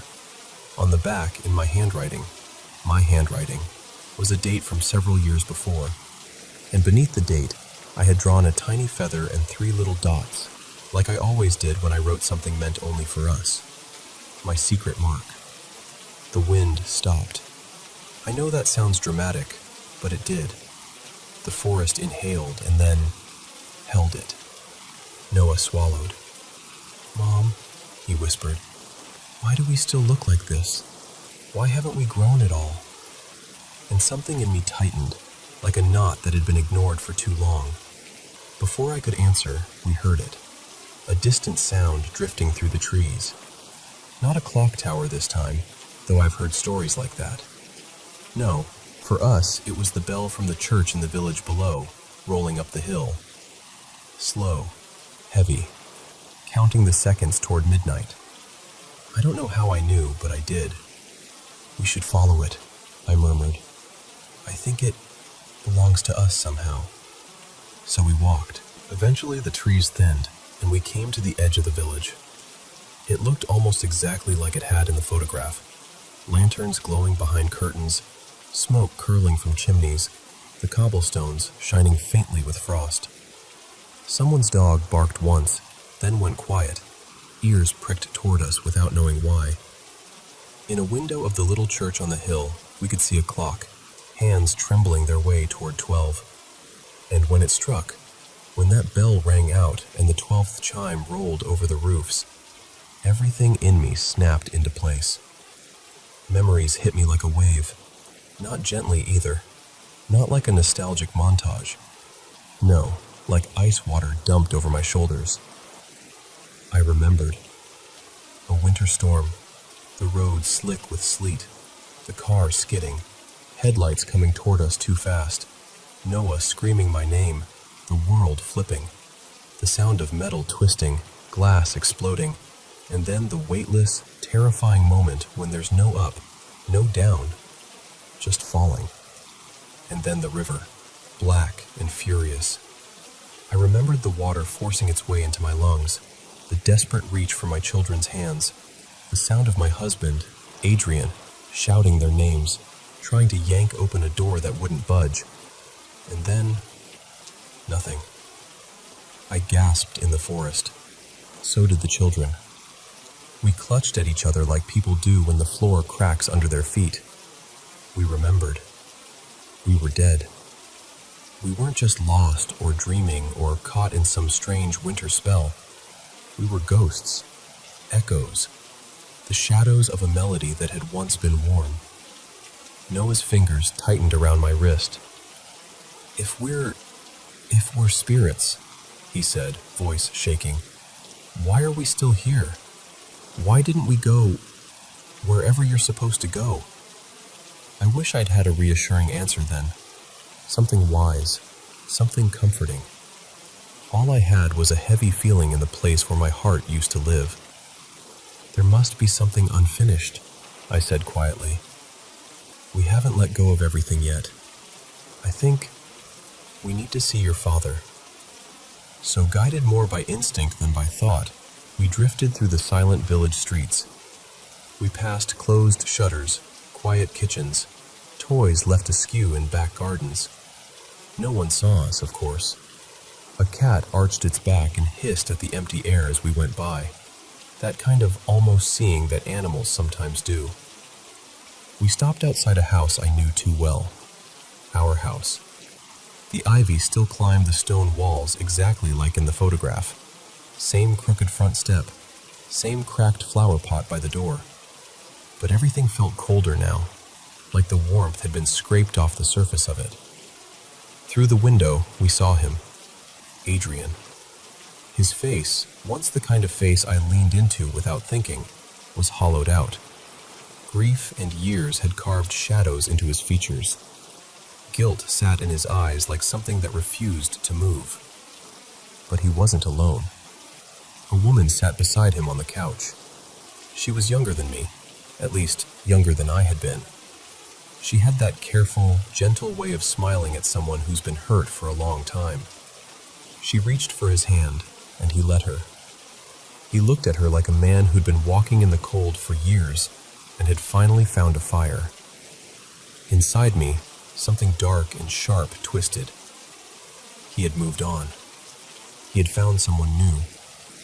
Our framed photos weren't on the mantel. The kids' drawings weren't on the fridge. To us, It felt like he'd replaced us and erased us in one life-size sweep. Beside me, Noah's jaw clenched. Elsie's small fingers turned to ice in my hand. "Did he just forget?" she whispered. "Did we matter so little?" I wish I could tell you I answered with maturity and grace, that I immediately saw the bigger picture, understood his pain, his right to continue his life. But the truth is, in that moment, all I felt was raw, aching betrayal. The lamp on the table flickered. The window glass trembled in its frame. Adrian looked up, startled, eyes scanning the room as if he sensed something he couldn't see. And our voices, mine and the children's, slid into the room like cold breath. "Why did you leave us?" The new woman's smile vanished. She wrapped her arms around herself, shivering. Adrian stood slowly, his face draining of color. "Who's there?" he whispered. "Who?" "We didn't leave you," Noah said, his voice echoing in a way that didn't belong to the living. "You left us. You let us go." Memories were flooding him too, I could see it. The accident, the river, his hands bloody from clawing at the doors, his screaming for help that arrived too late, the way they pulled him out instead of us, his empty bed that night, and every night after when he reached for people who were not there. He shook his head, tears filling his eyes. "I tried," he choked out. "I tried to get you out. I would have traded places with you. I would have." I stepped through the wall then, into the room, into the warmth of the fire and the smell of tea. It didn't touch me. I felt nothing. "Not enough," I said. And that sentence, oh, that sentence, I regret the shape of it even now. The new woman, her name was Mara, I would learn later, pressed herself back against the chair, her hand over her mouth. She had never seen us in photographs. She had never heard our names. Adrian had buried us under silence because talking about us hurt too much. She was innocent. But in that moment, we didn't care about innocence. The room turned colder than the river had been. Picture frames rattled and fell, glass cracking on the floor. Candles blew out. The fire shuddered and dimmed. Shadows slid up the walls like smoke running backward. We didn't throw anything. We didn't scream. But our grief filled every inch of that house, and it was loud. Adrian dropped to his knees, one arm thrown in front of Mara like he could protect her from his past. "Stop," he begged. "Please, I'm so sorry. I wake up choking on your names. I talk to the empty rooms. I'd give everything to go back to that night. Please, please." It lasted seconds, maybe a little more. And then it was done. One last shock of cold, one last burst of force, and the house went dark. For us, at least. Like someone had snapped their fingers and switched scenes. Because suddenly we were no longer in the village. We were standing on the edge of a valley filled with mist. It wasn't heaven. It wasn't hell. It was a kind of in-between. It stretched farther than my eyes could see, lit by a light that wasn't really day or night, just there. And then a presence appeared. I can't give you a neat label for it. Angel, guardian, judge. It was radiant, but not in a blinding way. Calm, older than anything I'd ever felt. When it looked at us, I had the sense that it wasn't just seeing us as we were that moment, but as we had been, all the way back, and as we might have been if different choices had been made. "You're looking for justice," it said. The voice was gentle, but it held a weight you couldn't argue with. But what you chose was vengeance. My knees almost gave out. "He replaced us," I whispered. "He forgot. He gave our love away like it was something you could just hand off to someone new." "No," the presence said, and there was no anger in it, just steady truth. "He mourned. He shattered. He tried to save you and could not. His guilt has slept beside him every night since. He did not kill you. My hands, whatever I had instead of hands, rose to cover my face. And her? Noah asked, voice much smaller now. The woman on the couch, Mara, wasn't she part of it? The betrayal? She knew nothing, the presence said. He hid his pain, thinking it was kindness. She came to him with a whole heart, hoping to help him live again. She carries no guilt for your deaths, for your silence, or for his fear of grief. Her conscience is clear. Elsie stared down at her feet. We scared her, she whispered. We hurt her. Yes, the presence replied. You did. There was a pause, a long one, the kind that has enough space inside it to hold everything. Regret, understanding, stubbornness, love. What happens to us now? I finally asked. The presence regarded us with something like sympathy. You acted in anger, it said. You chose to wound instead of to seek truth. You let bitterness speak louder than love. But you did not do so out of cruelty. You did so out of pain. It gestured toward the valley of mist before us. So you will walk the valley of sorrow, it said, not as punishment alone, but as a path of repentance. There you will learn to see clearly his grief, your own, and the way love can survive even when people break under it. Elsie clung to my side. Noah took my hand. And them? I asked. Adrian and Mara? Mara rises to peace, the voice said. Her fear of tonight will soften. She will come to understand that what brushed her world was not evil, but wounded. She will heal. She deserves dawn, not shadow. And Adrian? I asked, my voice cracking on his name. He will feel the weight of what happened, the presence said, of his choices, both the ones he made and the ones he was never given the chance to make. He is not condemned, but he is not untouched. Grief is not clean. Love is not simple. He, too, will walk a valley of his own until he can forgive himself. I let out a sound then, not rage, not anymore. It was something closer to release. We turned toward the mist. The valley ahead of us shimmered like water under starlight. Each step we took felt like walking through memories, good ones and bad ones both. I heard the kids' laughter in the old kitchen, the splash of them jumping in puddles, the snap of my temper on hard days, the apologies afterward, Adrian's arms around all three of us under 2 small blankets. As we walked, the presence called after us, softly. Even lost souls may find sunrise, when bitterness yields to truth. That sentence has stayed with me.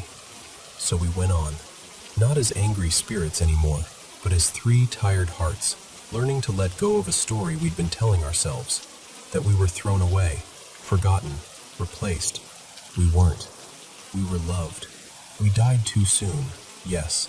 We were hurt, yes. But we were loved, and that mattered more than the shape of our ending. Back in the living world, the clocks kept chiming.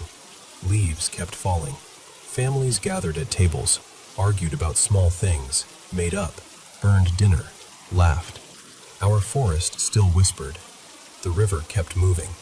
And if you ever find yourself on a chilly October night walking near an old hillside forest, and you hear a faint lullaby drifting through the trees, a tune that feels like home and goodbye at the same time, that might be me. Not haunting, just remembering. And if you take anything from our story, let it be this. Love really does reach beyond death. But peace? Peace doesn't live in vengeance. It lives in truth. Messy, complicated, painful truth. And in the courage to see it, even when it asks you to loosen your grip on your anger. That's all.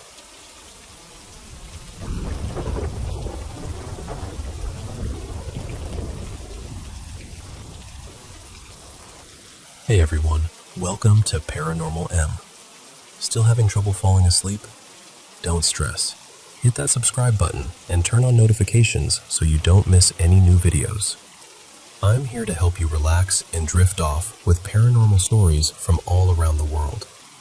And if you're cool with it, share your own paranormal experiences with me too.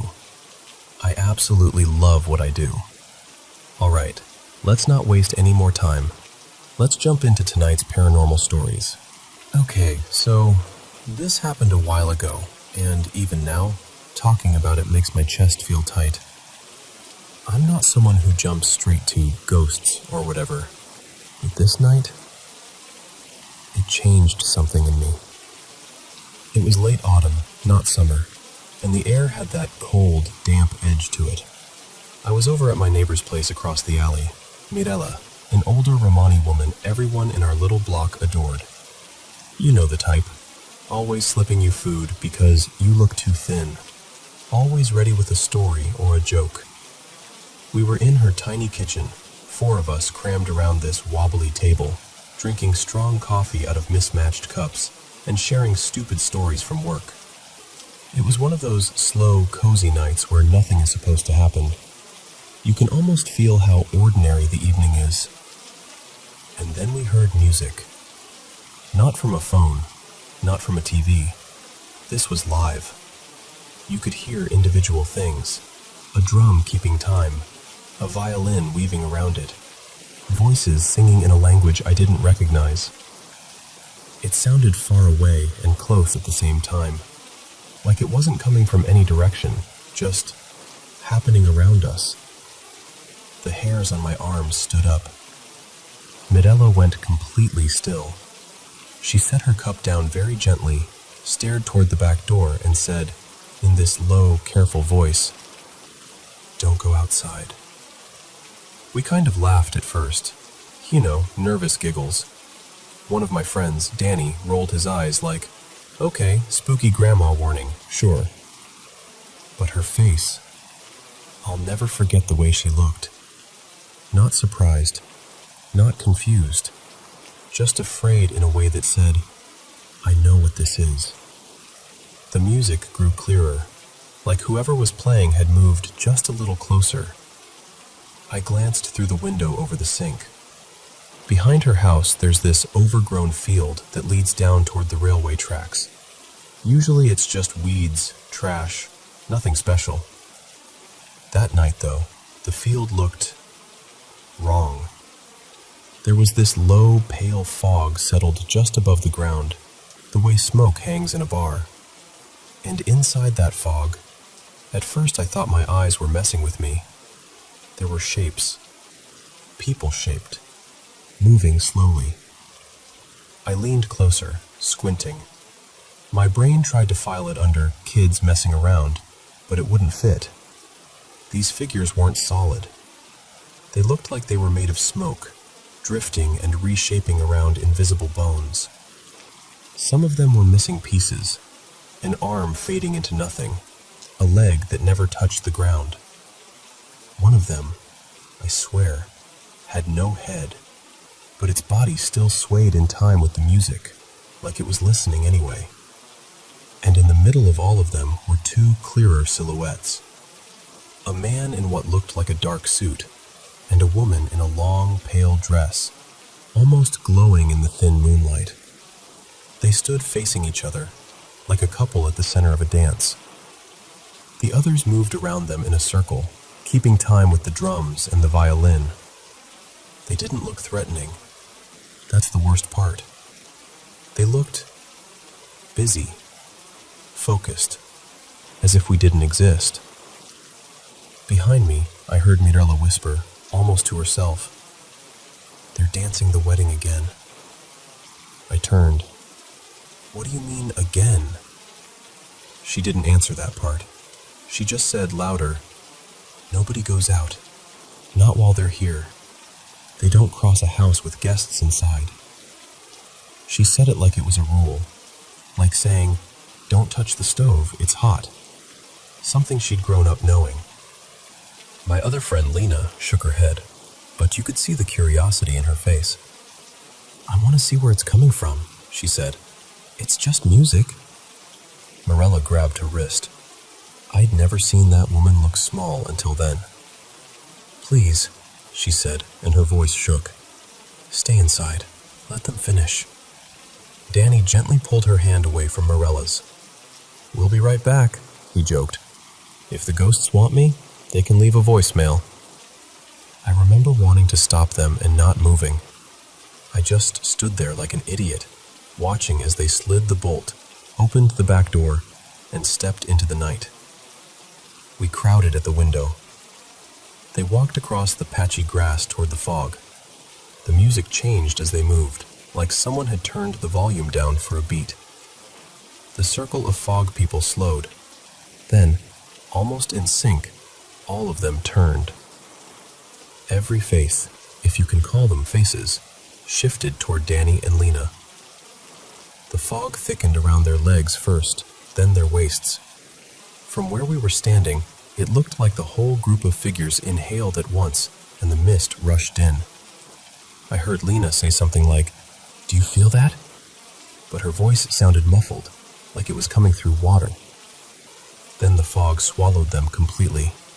Just for a second. The music hit one sharp, loud note, like a bow snapping across strings, and everything went silent. The haze loosened. The circle of figures drifted back into their slow dance, reforming around the couple in the middle. The drum picked up its beat again. Danny and Lena were gone. No scream, no running, no sound of footsteps. One heartbeat they were there, half lit by the porch light, and the next, the space they'd taken up was just empty night. I don't even remember deciding to move. Suddenly I was outside, breath burning in my throat, Morella behind me, shouting words in her language that I didn't understand. We ran to the spot where I'd last seen them. Nothing. No footprints in the wet grass, no dropped phone, no torn fabric. Just cold air and that fog, already starting to thin out. The music faded, drifting further away, like it was walking itself down the tracks. We called the police. Of course we did. There were statements, searches, flashlights sweeping through the field and along the tracks, dogs brought in, questions repeated over and over. What exactly did you see? Could they have decided to leave together? Are you sure they didn't say where they were going? Try telling people they got taken by music and smoke people at a ghost wedding. Watch how fast their faces shut down into polite disbelief. Days turned into weeks. No calls, no bodies, no cards from a new life somewhere. Just absence. Their social media accounts froze in time. Their rooms stayed half messy, half lived in. Their families kept hoping. I kept replaying that moment with the fog in my head like a loop I couldn't pause. Morella never moved away. She still lives in that house. Sometimes, when I pass by, she's sitting on her little front step with a blanket over her knees, staring toward the railway at the back. She told me, quietly, a couple of years after it happened, "It doesn't happen every year, only when the date lines up right." I didn't ask what that meant. I'm not sure I want to know how often right is. But she said this: "On some nights, when it's cold and the air is heavy, I hear the drum again. It starts soft, like someone practicing far away. If I look out too long..." She paused, and her eyes got shiny. I forced myself to ask, "Have you seen them? Danny and Lena?" She nodded once, very slowly. "Yes, they're holding hands. They look so young. They always look the same." I asked her why she stayed there if she knew all this. Why not move? She just shrugged and said, "Someone has to keep the door closed." I still don't know what happened that night. I've gone over it in my head 1,000 times.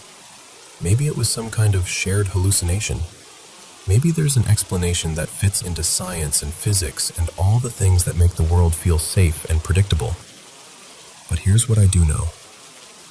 Before that night, I was the person who heard a ghost story and laughed it off.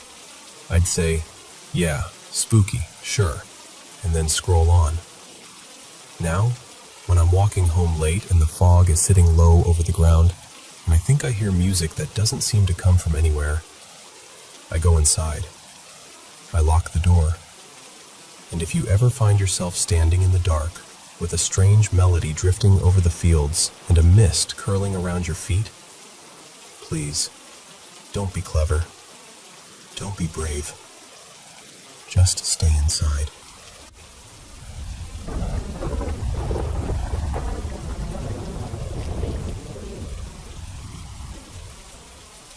You know, every now and then you come across a story that feels wrong. Not because it's gory, or because it has some monster jumping out at you, but because even saying its name feels like you're poking at something that doesn't want to be touched. For me, that story is Ushi no Kubi, the cow's head. I stumbled on it when I was doing research for a video about Japanese ghost stories. At first, I thought it would be just another creepy folktale, like a yokai with a tragic backstory, or some vengeful spirit haunting a village. But this one was different, because with Ushi no Kubi, there is no story. No plot written down anywhere, no clear author, no beginning, no middle, no end you can point to. All anyone seems to agree on is this: it's supposed to be the most terrifying story ever told. And that's it. Just a name, the cow's head. Somehow, that alone is enough to scare people. So here's what we do know, if "know" is even the right word. The whispers about Ushi no Kubi go back to Japan's pre-modern times. In some rural areas, when the land was dry and people were desperate for rain, villagers would perform rituals involving cattle. Some stories say they would take the severed head of a cow, or sometimes just its blood, and cast it into a river or a well, praying for rain and survival. It was an offering, one life given in hopes of restoring balance.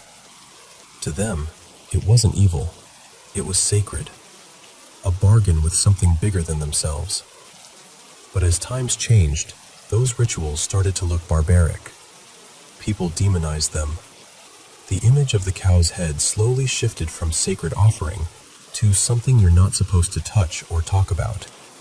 A symbol of taboo, of sacrifice, of power that's better left alone. And that's when the rumors really started. Some say that in the late Meiji, or maybe early Showa era, the details always change, which is fitting, there was a thin little book called Ushi no Kubi. According to the old tales, anyone who read it either went insane or died soon after. Supposedly, the authorities got involved. They confiscated every copy, locked them away, maybe even burned them to calm people down. But here's the thing, there's no proof. No title listed in any old catalog, no author's name, no physical copy we can point to. Nothing. Just stories about a story. And somehow, that lack of evidence makes it feel even more dangerous, doesn't it? The less people know, the more they fill in the blanks with their own fears. One version of the legend that really stuck with me is the bus story. You might have heard a variation of it before. They say there was once an elementary school teacher, I'll call him Mr. Hayashi, who took his students on a long bus trip for a school excursion. It was one of those slow, sleepy rides through the countryside. Kids chatting, some dozing off, fields rushing by outside the windows. To pass the time, Mr. Hayashi suggested they tell ghost stories. The students loved the idea. They took turns sharing the usual tales, bathroom ghosts, cursed tunnels, things like that. Everyone laughed and squealed, and it was all harmless fun. Then, when it was his turn, Mr. Hayashi smiled and said something like, "All right, I'll tell you a story that even adults are too afraid to say out loud. It's called Ushi no Kubi." The moment those words left his mouth, the mood shifted, but he brushed it off. Maybe he thought it would be fine. Maybe he didn't really believe the rumors. So he started telling the story. And that's where things get fuzzy. because no one remembers what he said next. The only thing people agree on is what happened to the bus. Partway through his telling, the bus suddenly lurched and screeched to a stop. The driver's hands were locked around the steering wheel, knuckles white. His face had gone completely pale. Sweat poured down his forehead like he'd just run a marathon. Some students fainted on the spot. Others screamed uncontrollably or burst into tears. A few curled up on the seats, shaking, as if they were trying to shut something out. When other teachers and staff later tried to ask the kids what they had heard, they just shivered or started crying again. Some said they remembered Mr. Hayashi opening his mouth, and then nothing. Just a blank. As for Mr. Hayashi, the man who told the story, they say he was never the same after that trip. He stopped joking with his students, stopped chatting in the teacher's room. He became distant, quiet, like a piece of him had been left on that bus.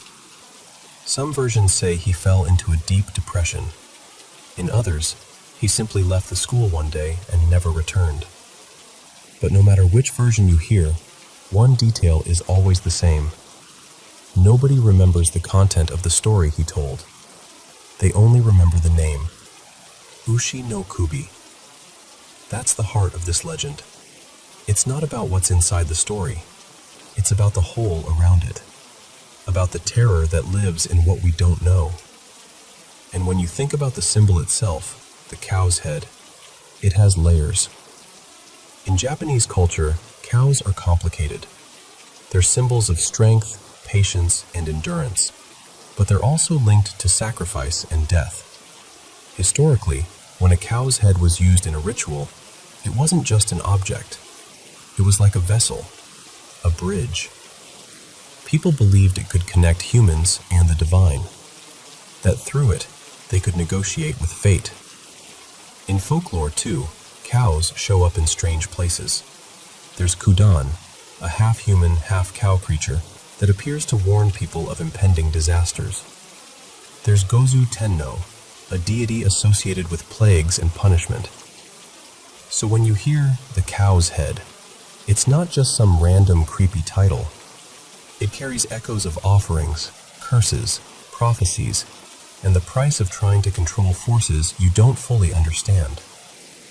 It sounds like something that stands with one foot in the sacred and the other in the damned. Psychologically, that's what makes Ushi no Kubi so powerful. It belongs to this strange category of untellable stories, the kind you're allowed to mention, but not actually describe. You can say, I know a terrible story called The Cow's Head, but you mustn't tell what happens in it. People claim that if you hear the full story, you'll die within 3 days, or go mad, or be haunted, or whatever the version of the rumor happens to be. Yet, there are no official victims, no hospital records, no police reports, no written text. It's like a horror story that exists as a blank page. And our brains hate blank pages. We're wired to fill gaps. When we don't know the answer to something, we tend to imagine the worst possible scenario. So by giving us nothing but a name and a warning, the legend forces us to create our own version of the terror. In that sense, Ushi no Kubi is almost like a mirror. It doesn't reveal a fixed story. It reflects whatever scares you the most. Of course, myths don't stay buried for long, especially not in the internet age. In recent years, Ushi no Kubi has crept back into pop culture. Some modern horror writers have mentioned it in essays or woven it into short stories, teasing it as the story too horrible to print, but never actually sharing the contents. Publishers have put out horror collections titled things like The Cow's Head and Other Nightmares, using the name as this promise of ultimate fear, but without ever giving you the real Ushi no Kubi. There was even a film, The Cow's Head Hamlet in one version I heard, Cow's Head Village in another, that mixed the legend with rural superstitions and old curses. But again, even in the movie, they only circle around the true story. They never tell it outright. And online? Oh, it thrives there. If you search for Ushi no Kubi, you'll find endless threads, videos, theories, urban legend channels dissecting it from every angle. People share their own imagined versions, or talk about how they almost heard it, or claim they read a fragment somewhere. But no one can show you a definitive, original text. It's just fragments, reactions, fear. The myth spreads, even though there's still nothing at the center. In a way, Ushi no Kubi has become a digital ghost, a self-sustaining story that feeds on curiosity, on clicks, on late-night conversations between people like you and me. So what does all this really say about us? To me, Ushi no Kubi isn't just a Japanese ghost story. It's a quiet, unsettling reflection of how our minds work. We're afraid of the unknown, but we're also drawn to it. We tell ourselves, I shouldn't look this up, and then we type it into the search bar anyway. We say, I don't want to know, and then we lean in just a little closer. This legend doesn't need detailed monsters or vivid gore. It only needs a gap, a missing piece, and your imagination will do the rest. The horror doesn't start when someone finishes the story. It starts the moment you think, okay, but what is in it? So let me ask you something directly. If someone you trust sat in front of you right now, looked you in the eye and said, I know the complete version of Ushi no Kubi. I can tell it to you from beginning to end. Would you want to hear it? Would you really? Or would a small, quiet part of you hesitate? Maybe that's the real curse. Not a ghost, not a demon, not a cow-headed monster. Just that unbearable itch of curiosity, battling with the instinct to stay safe. Maybe the wisest choice is the one people have already made for generations. To keep the story untold. To live with the mystery. To let the fear exist, without ever giving it a shape. After all, Ushi no Kubi has survived this long as a story that doesn't technically exist. And maybe, just maybe, that's exactly how it's meant to stay.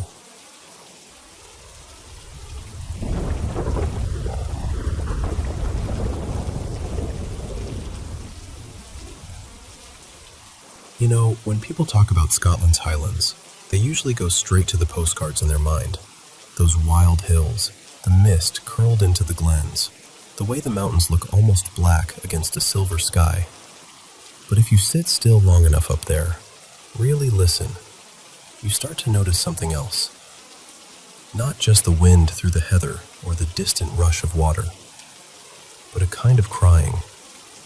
Soft at first, almost like someone trying not to be heard.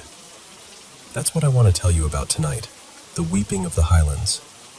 Because for centuries, people have said that some of those cries don't belong to the living at all. They belong to three spirits.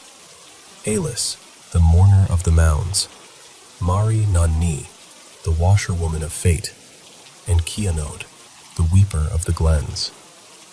Different names in different places, but the same thread runs through all of them.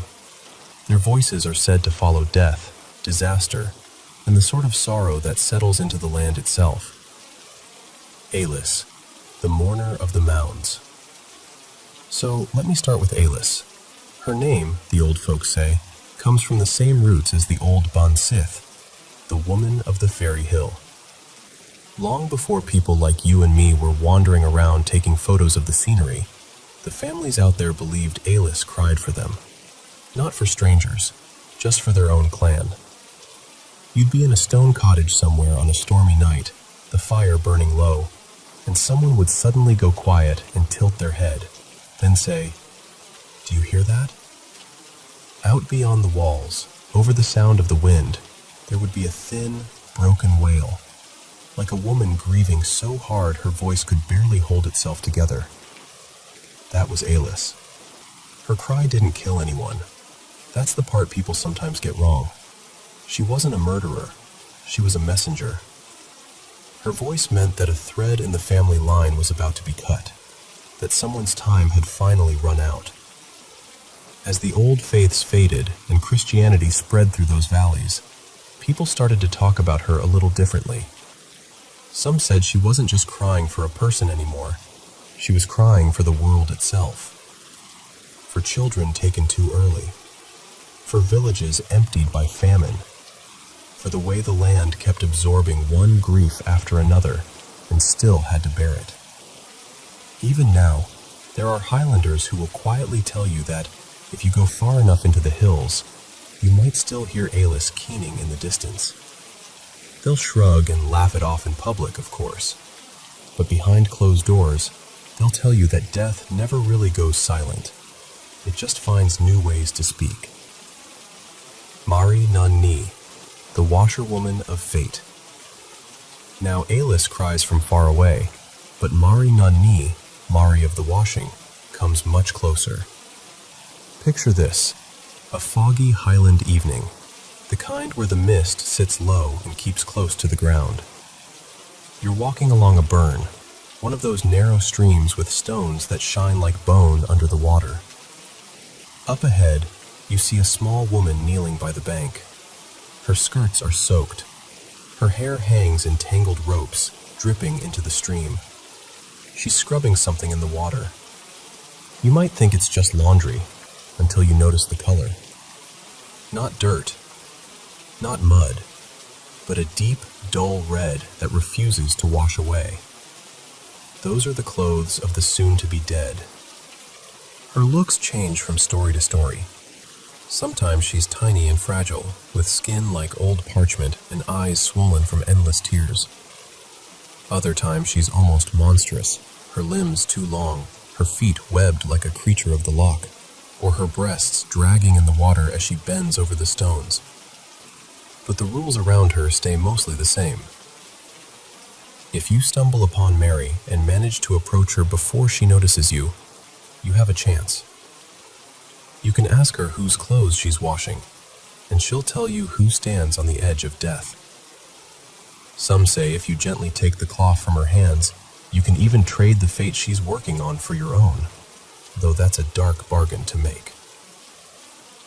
If she sees you first, though, well, then it's your shirt she's wringing out, your blood she's rinsing from the sleeves. People in the Highlands used to whisper that this was why you should never walk alone by certain streams after dark. Not because something would attack you, but because you might learn more about the future than your heart could bear. Kionode, the weeper of the glens. Then there's Kionode, not seen, only heard.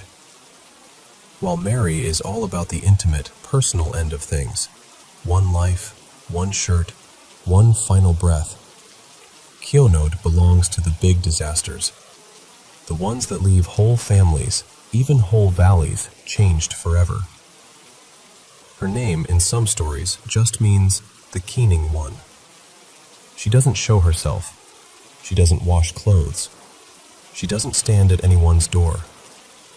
Instead, she is the voice in the glen before the worst happens. People heard her long before famous events, they say.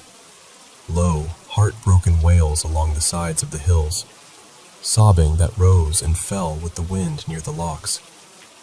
Sometimes it sounded like one woman crying, sometimes like a chorus of them. One of the most repeated tales is tied to the massacre at Glencoe in the late 1600s.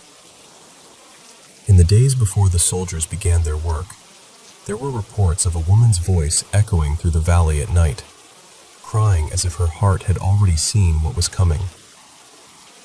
They say Kionode doesn't just mourn the dead. She mourns what people do to one another, the betrayals, the broken promises of hospitality, the way violence sinks into the soil and never truly leaves. In that way, she's not just a ghostly warning. She's the sound of the land itself grieving. The abbey that wouldn't be silent. You might be thinking, all right, but those are old stories, legends. That's different from real life, isn't it? Let me tell you about a Sunday morning that blurs that line a bit. In the middle of the 1700s, at a place called Fern Abbey up in Easter Ross, There was a collapse during a church service. The old roof finally gave way. Stone and timber crashed down onto the congregation. Dozens died. Some say 30, others say nearer to 40. For our purposes, let's just say it was far too many. In the week leading up to that service, there were reports from the area around Loch Slinn. People heard weeping. Just one woman's voice, they thought, on nights when the water lay flat as glass. No one could see her, but they could point to where the sound seemed to drift from. The far, shadowed shore. There was a young girl from a village a little way off, Cromarty. She swore that, one evening, she'd seen a tall, pale woman standing knee-deep in the loch, washing what looked like a stack of bloodied linen. The girl told her family. They scolded her for making things up. She told the neighbors. They laughed and told her she'd been out too late and frightened herself. Then the roof fell.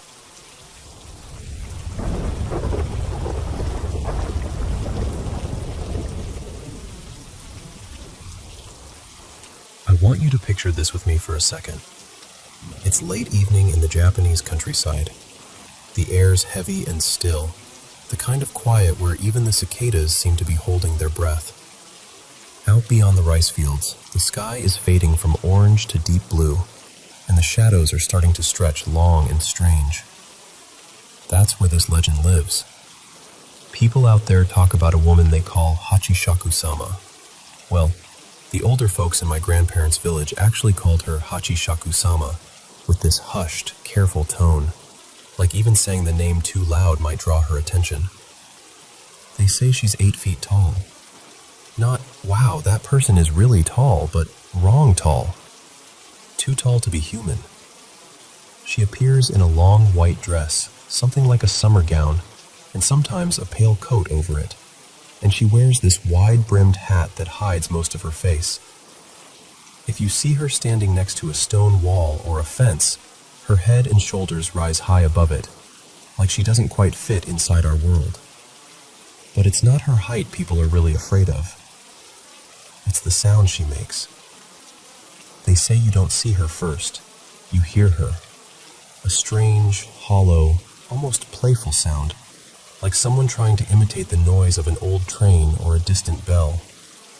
Po, po, po, po. Soft at first, like it's far away, then closer. And once you hear that sound, according to the legend, she's already chosen you. It doesn't matter who you are, kid, adult, grandparent. Once Hachishaku-sama sets her eyes on you, you're supposed to disappear within a few days. No explanation, no body, no trace. Just gone. People in the village say she isn't just a ghost or a demon. She's something older, something that was sealed away a long time ago with prayers and rituals. And as long as those seals hold, she can only drift along the borders of farmland and forest, watching. But seals break, statues crack, talismans rot. And that's where the story I heard really begins. It wasn't some ancient folktale at first. Back in the late 2000s, someone posted about her on an old Japanese bulletin board site, kind of like a huge anonymous message board. The post was just titled something simple, like, "About that tall woman from my grandparents' village." And at first, people thought it was just another scary story. In the post, the storyteller was a kid at the time. Let's call him Ren. Ren said he was staying at his grandparents' place in a quiet rural village one summer. You know the kind of place. Narrow roads, low stone walls, fields stretching out on all sides, and a house that smells like tatami mats and old wood. He'd spend his days catching beetles, playing with the neighbor's dog, just wandering around without a care in the world. One afternoon, he was sitting on the veranda, legs dangling, sipping barley tea and staring out at the fields. It was hot and still, and the air had that sleepy hum to it. That's when he heard it. Po, po, po, po. At first, he thought it was just someone messing around. Maybe kids playing with a toy or some strange bird call. It sounded dull and echoing, like it was bouncing off something far away. Curiosity got the better of him, so he leaned forward and peered over the low stone wall at the edge of the property. And there she was.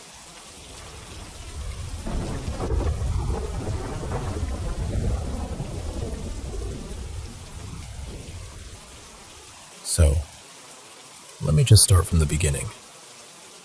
After I put up the trail cams, the motion sensor lights, and a few other security things around the property, everything actually calmed down for a bit.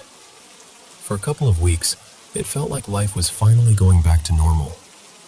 I could sit on the porch again without feeling like something was staring at me from the trees.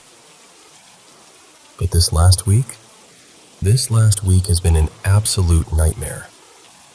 Saturday night, I was inside watching TV when I heard something slam onto the roof. Not a branch, not a squirrel. This was heavy. I've got a metal roof, so the sound just exploded through the whole house. My heart dropped into my stomach. I wasn't about to run outside in the dark after everything that's happened out here before, so I waited until morning. Next day, I go out there, and I find the rock. This thing was big, about the size of a bowling ball, maybe a little smaller, and it looked like it had just been pulled out of a creek. Wet, moss on one side, bits of mud packed into the cracks. I just stood there staring at it, trying to wrap my head around it. Here's what messed me up the most. None of my sensor lights had gone off. Not one. So whatever threw that rock had to be standing just far enough back in the tree line to stay out of the light, but close enough to hit the roof. That's not a kid messing around. That's someone, or something, who knows exactly where the edge of the light is. The following night, Sunday, was dead quiet. Almost too quiet. No rocks, no sounds, nothing. I tried to convince myself maybe it was just some punk teenagers passing through, a one-time thing. Then Monday happened. I decided to go back into the woods and have a look around.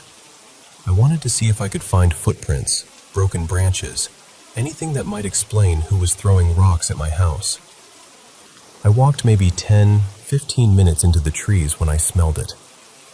That sickly, heavy, rotten smell. I knew it wasn't just an old log or something dead for months. That kind of smell is fresh. I followed it and found a carcass. This time it was a coyote, or at least, that's what it used to be. Its hind legs were snapped and bent underneath it at these horrible angles, like someone had twisted them around and just left them folded up. I could see blunt force injuries along its side, and the head. The head had been hit so hard the skull was cracked open. Not like something had eaten it, more like it had been smashed. I looked around for tracks. Nothing. No boot prints, no paw prints, no drag marks. The ground was disturbed, sure, but it was like whatever did it barely touched the ground at all. The longer I stood there, the worse I felt. My chest got tight, and I had that feeling like when you realize you're suddenly in the wrong place at the wrong time. I just thought, I shouldn't be here. So I turned around and got out of there. That night, I sat out on the porch for a good while with my firearm next to me. I didn't want to use it. I just felt better having it close. At one point, the sensor light down near the tree line flared on. I snapped my head up, grabbed my flashlight, and shined it toward the woods. Nothing. No movement, no rustling, no eye shine. Just that harsh white light pushing into the trees and stopping, like it hit a wall of darkness. The light went off. I stayed out there a bit longer, listening so hard my ears hurt. Nothing else happened that night. Tuesday came and went without anything strange. Most of Wednesday, too, was quiet. I actually started to relax a little. I remember thinking, maybe whatever it was moved on. Then Wednesday night happened. The hair on my arms stood up immediately. I got that feeling, like someone had just walked into the room and was standing behind me, staring, even though I was outside. I stood up, grabbed my gun in one hand, flashlight in the other, and slowly walked to the edge of the porch. I swept the light along the tree line. At first, I didn't see anything, just trunks and shadows. Then I moved the beam across the bushes directly opposite my driveway. And there they were, two huge glowing eyes staring right at me. They were higher off the ground than any person I've ever seen, maybe 7-8 feet up, easy. They weren't reflecting like a deer's eyes normally do when you hit them with a light. These were a deep yellow, almost amber, and they didn't flicker or move. They just stared. My mouth went dry. I called out, "Hey, whoever's out there, come out where I can see you. I'm armed." What answered me wasn't a person. I heard this low, rumbling growl, like it was rising up out of the ground. It didn't sound like anything I've ever heard in the woods before. It sounded wrong. Almost like there was more than one voice layered in it, if that makes any sense. Like something out of a movie, but real. I thought about firing. I really did. But the way that sound hit me in the chest, the anger in it didn't feel scared of me at all. If anything, it sounded offended. Like I just challenged it and it was deciding what to do about it. Then, just as suddenly as it started, it turned. I watched those eyes glide sideways, then dip down as whatever it was moved back into the trees. It didn't crash through the brush like a bear or a person would. It was weirdly quiet, just a few soft rustles, and then nothing. I took one step off the porch to follow and instantly got this gut-deep warning, like my whole body just shouted, "Nope." So I listened. I backed up, went inside, and locked every door and window I have. I didn't sleep at all that night. Every time I started to nod off in the chair by the living room window, one of the sensor lights outside would flash on. Not just one either, different ones in different parts of the property. Front yard, side of the house, near the shed.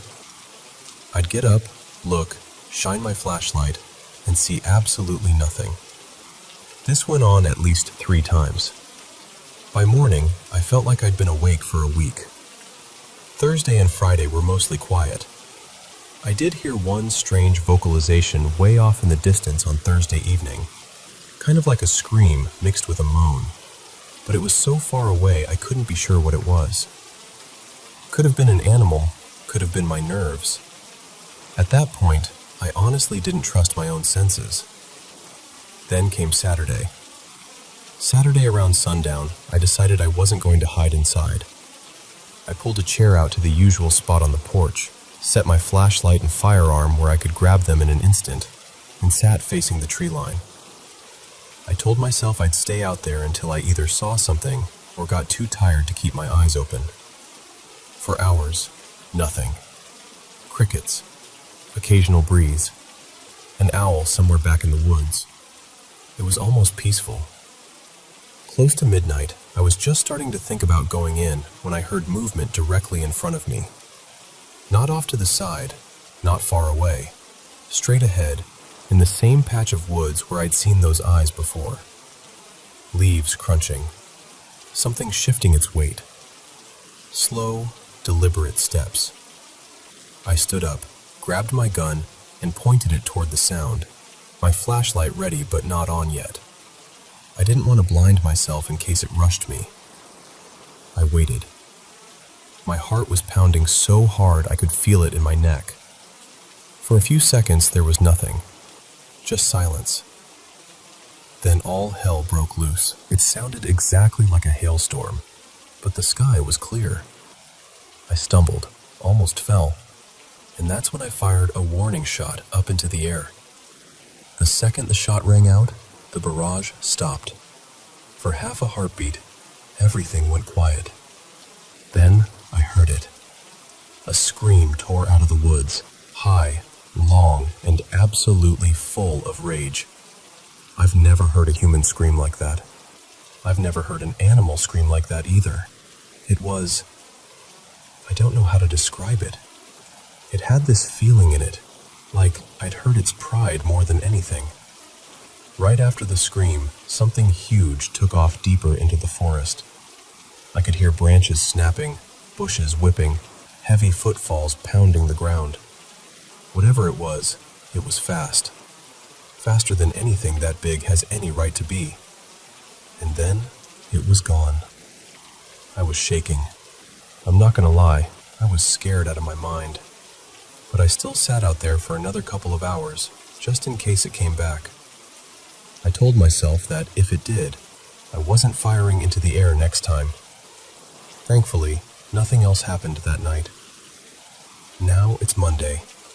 I've had maybe a few hours of broken sleep in the last few days. I'm exhausted, and yeah, I'm terrified. I can admit that. I know how this all sounds. If I was on the other side of this, just hearing the story, I might roll my eyes and think it's made up. But I swear to you, on my mother's grave, every word I'm telling you is true as I experienced it. The rock, the carcass, the eyes, the growl, the scream, the rocks hitting my house. My buddy Mark told me to come stay with him in town for a while, and honestly, I'm starting to think I should have taken him up on it. But this is my home. I've put everything I have into this place. I don't want to be chased out of it. I'm sharing this because I don't know what else to do. If you know anything about what this could be, or if you've experienced something similar, I'd really appreciate any advice, any tips, anything you've got. Because whatever is out there, it knows my property now. And it knows I know it's there.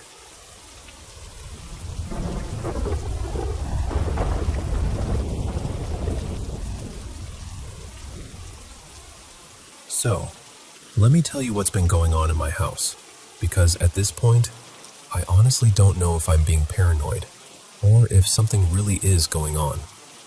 I moved into this remodeled triplex last June 2024. It looked super clean and fresh. New floors, new paint, the whole Pinterest thing. So I wasn't expecting anything weird. For the first couple of months, everything was totally normal. Then the noises started. It's always toward the back of the house, right by my room. At first, it was just these random banging and scratching sounds. My roommate Maya and I figured it was our neighbor or his big old dog bumping around next door. But then it kept happening when we knew they were out of town. No car in the driveway, lights off, total silence over there. And yet we'd still hear this knocking and scratching along the back wall. One night it got so loud that Maya literally sat up on the couch and said, "Is someone at the back door? That sounded like pounding." We checked. Nobody was there. Back gate was locked. Porch was empty. It wasn't every night, just often enough that we couldn't totally ignore it, but random enough that we'd laugh it off and blame the wind or the pipes. You know how you do that thing where you gaslight yourself so you can still sleep? Yeah, that.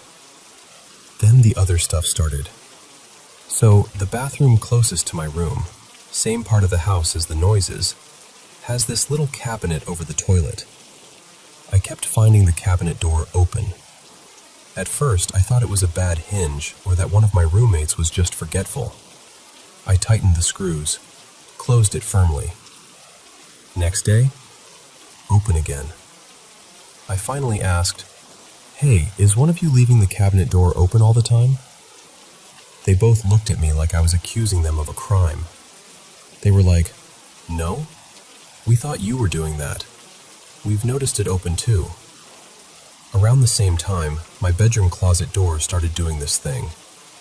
I'm super particular about that door because my cat, Nori, used to pee in closets when she was stressed in my old place. So I always make sure it's shut. It has one of those old knobs where you actually have to turn it all the way to get it open. It doesn't just drift or pop open on its own. But I'd come home from work or from hanging out with friends, walk into my room, and the closet door would be cracked open. Not wide, just open enough to notice. The first time I thought, Okay, I must have rushed out and forgotten. Then it happened again, and again. And after like the fourth time, I was like, no, I know I closed you. We kept telling ourselves, it's just an old house. Houses settle. Doors shift.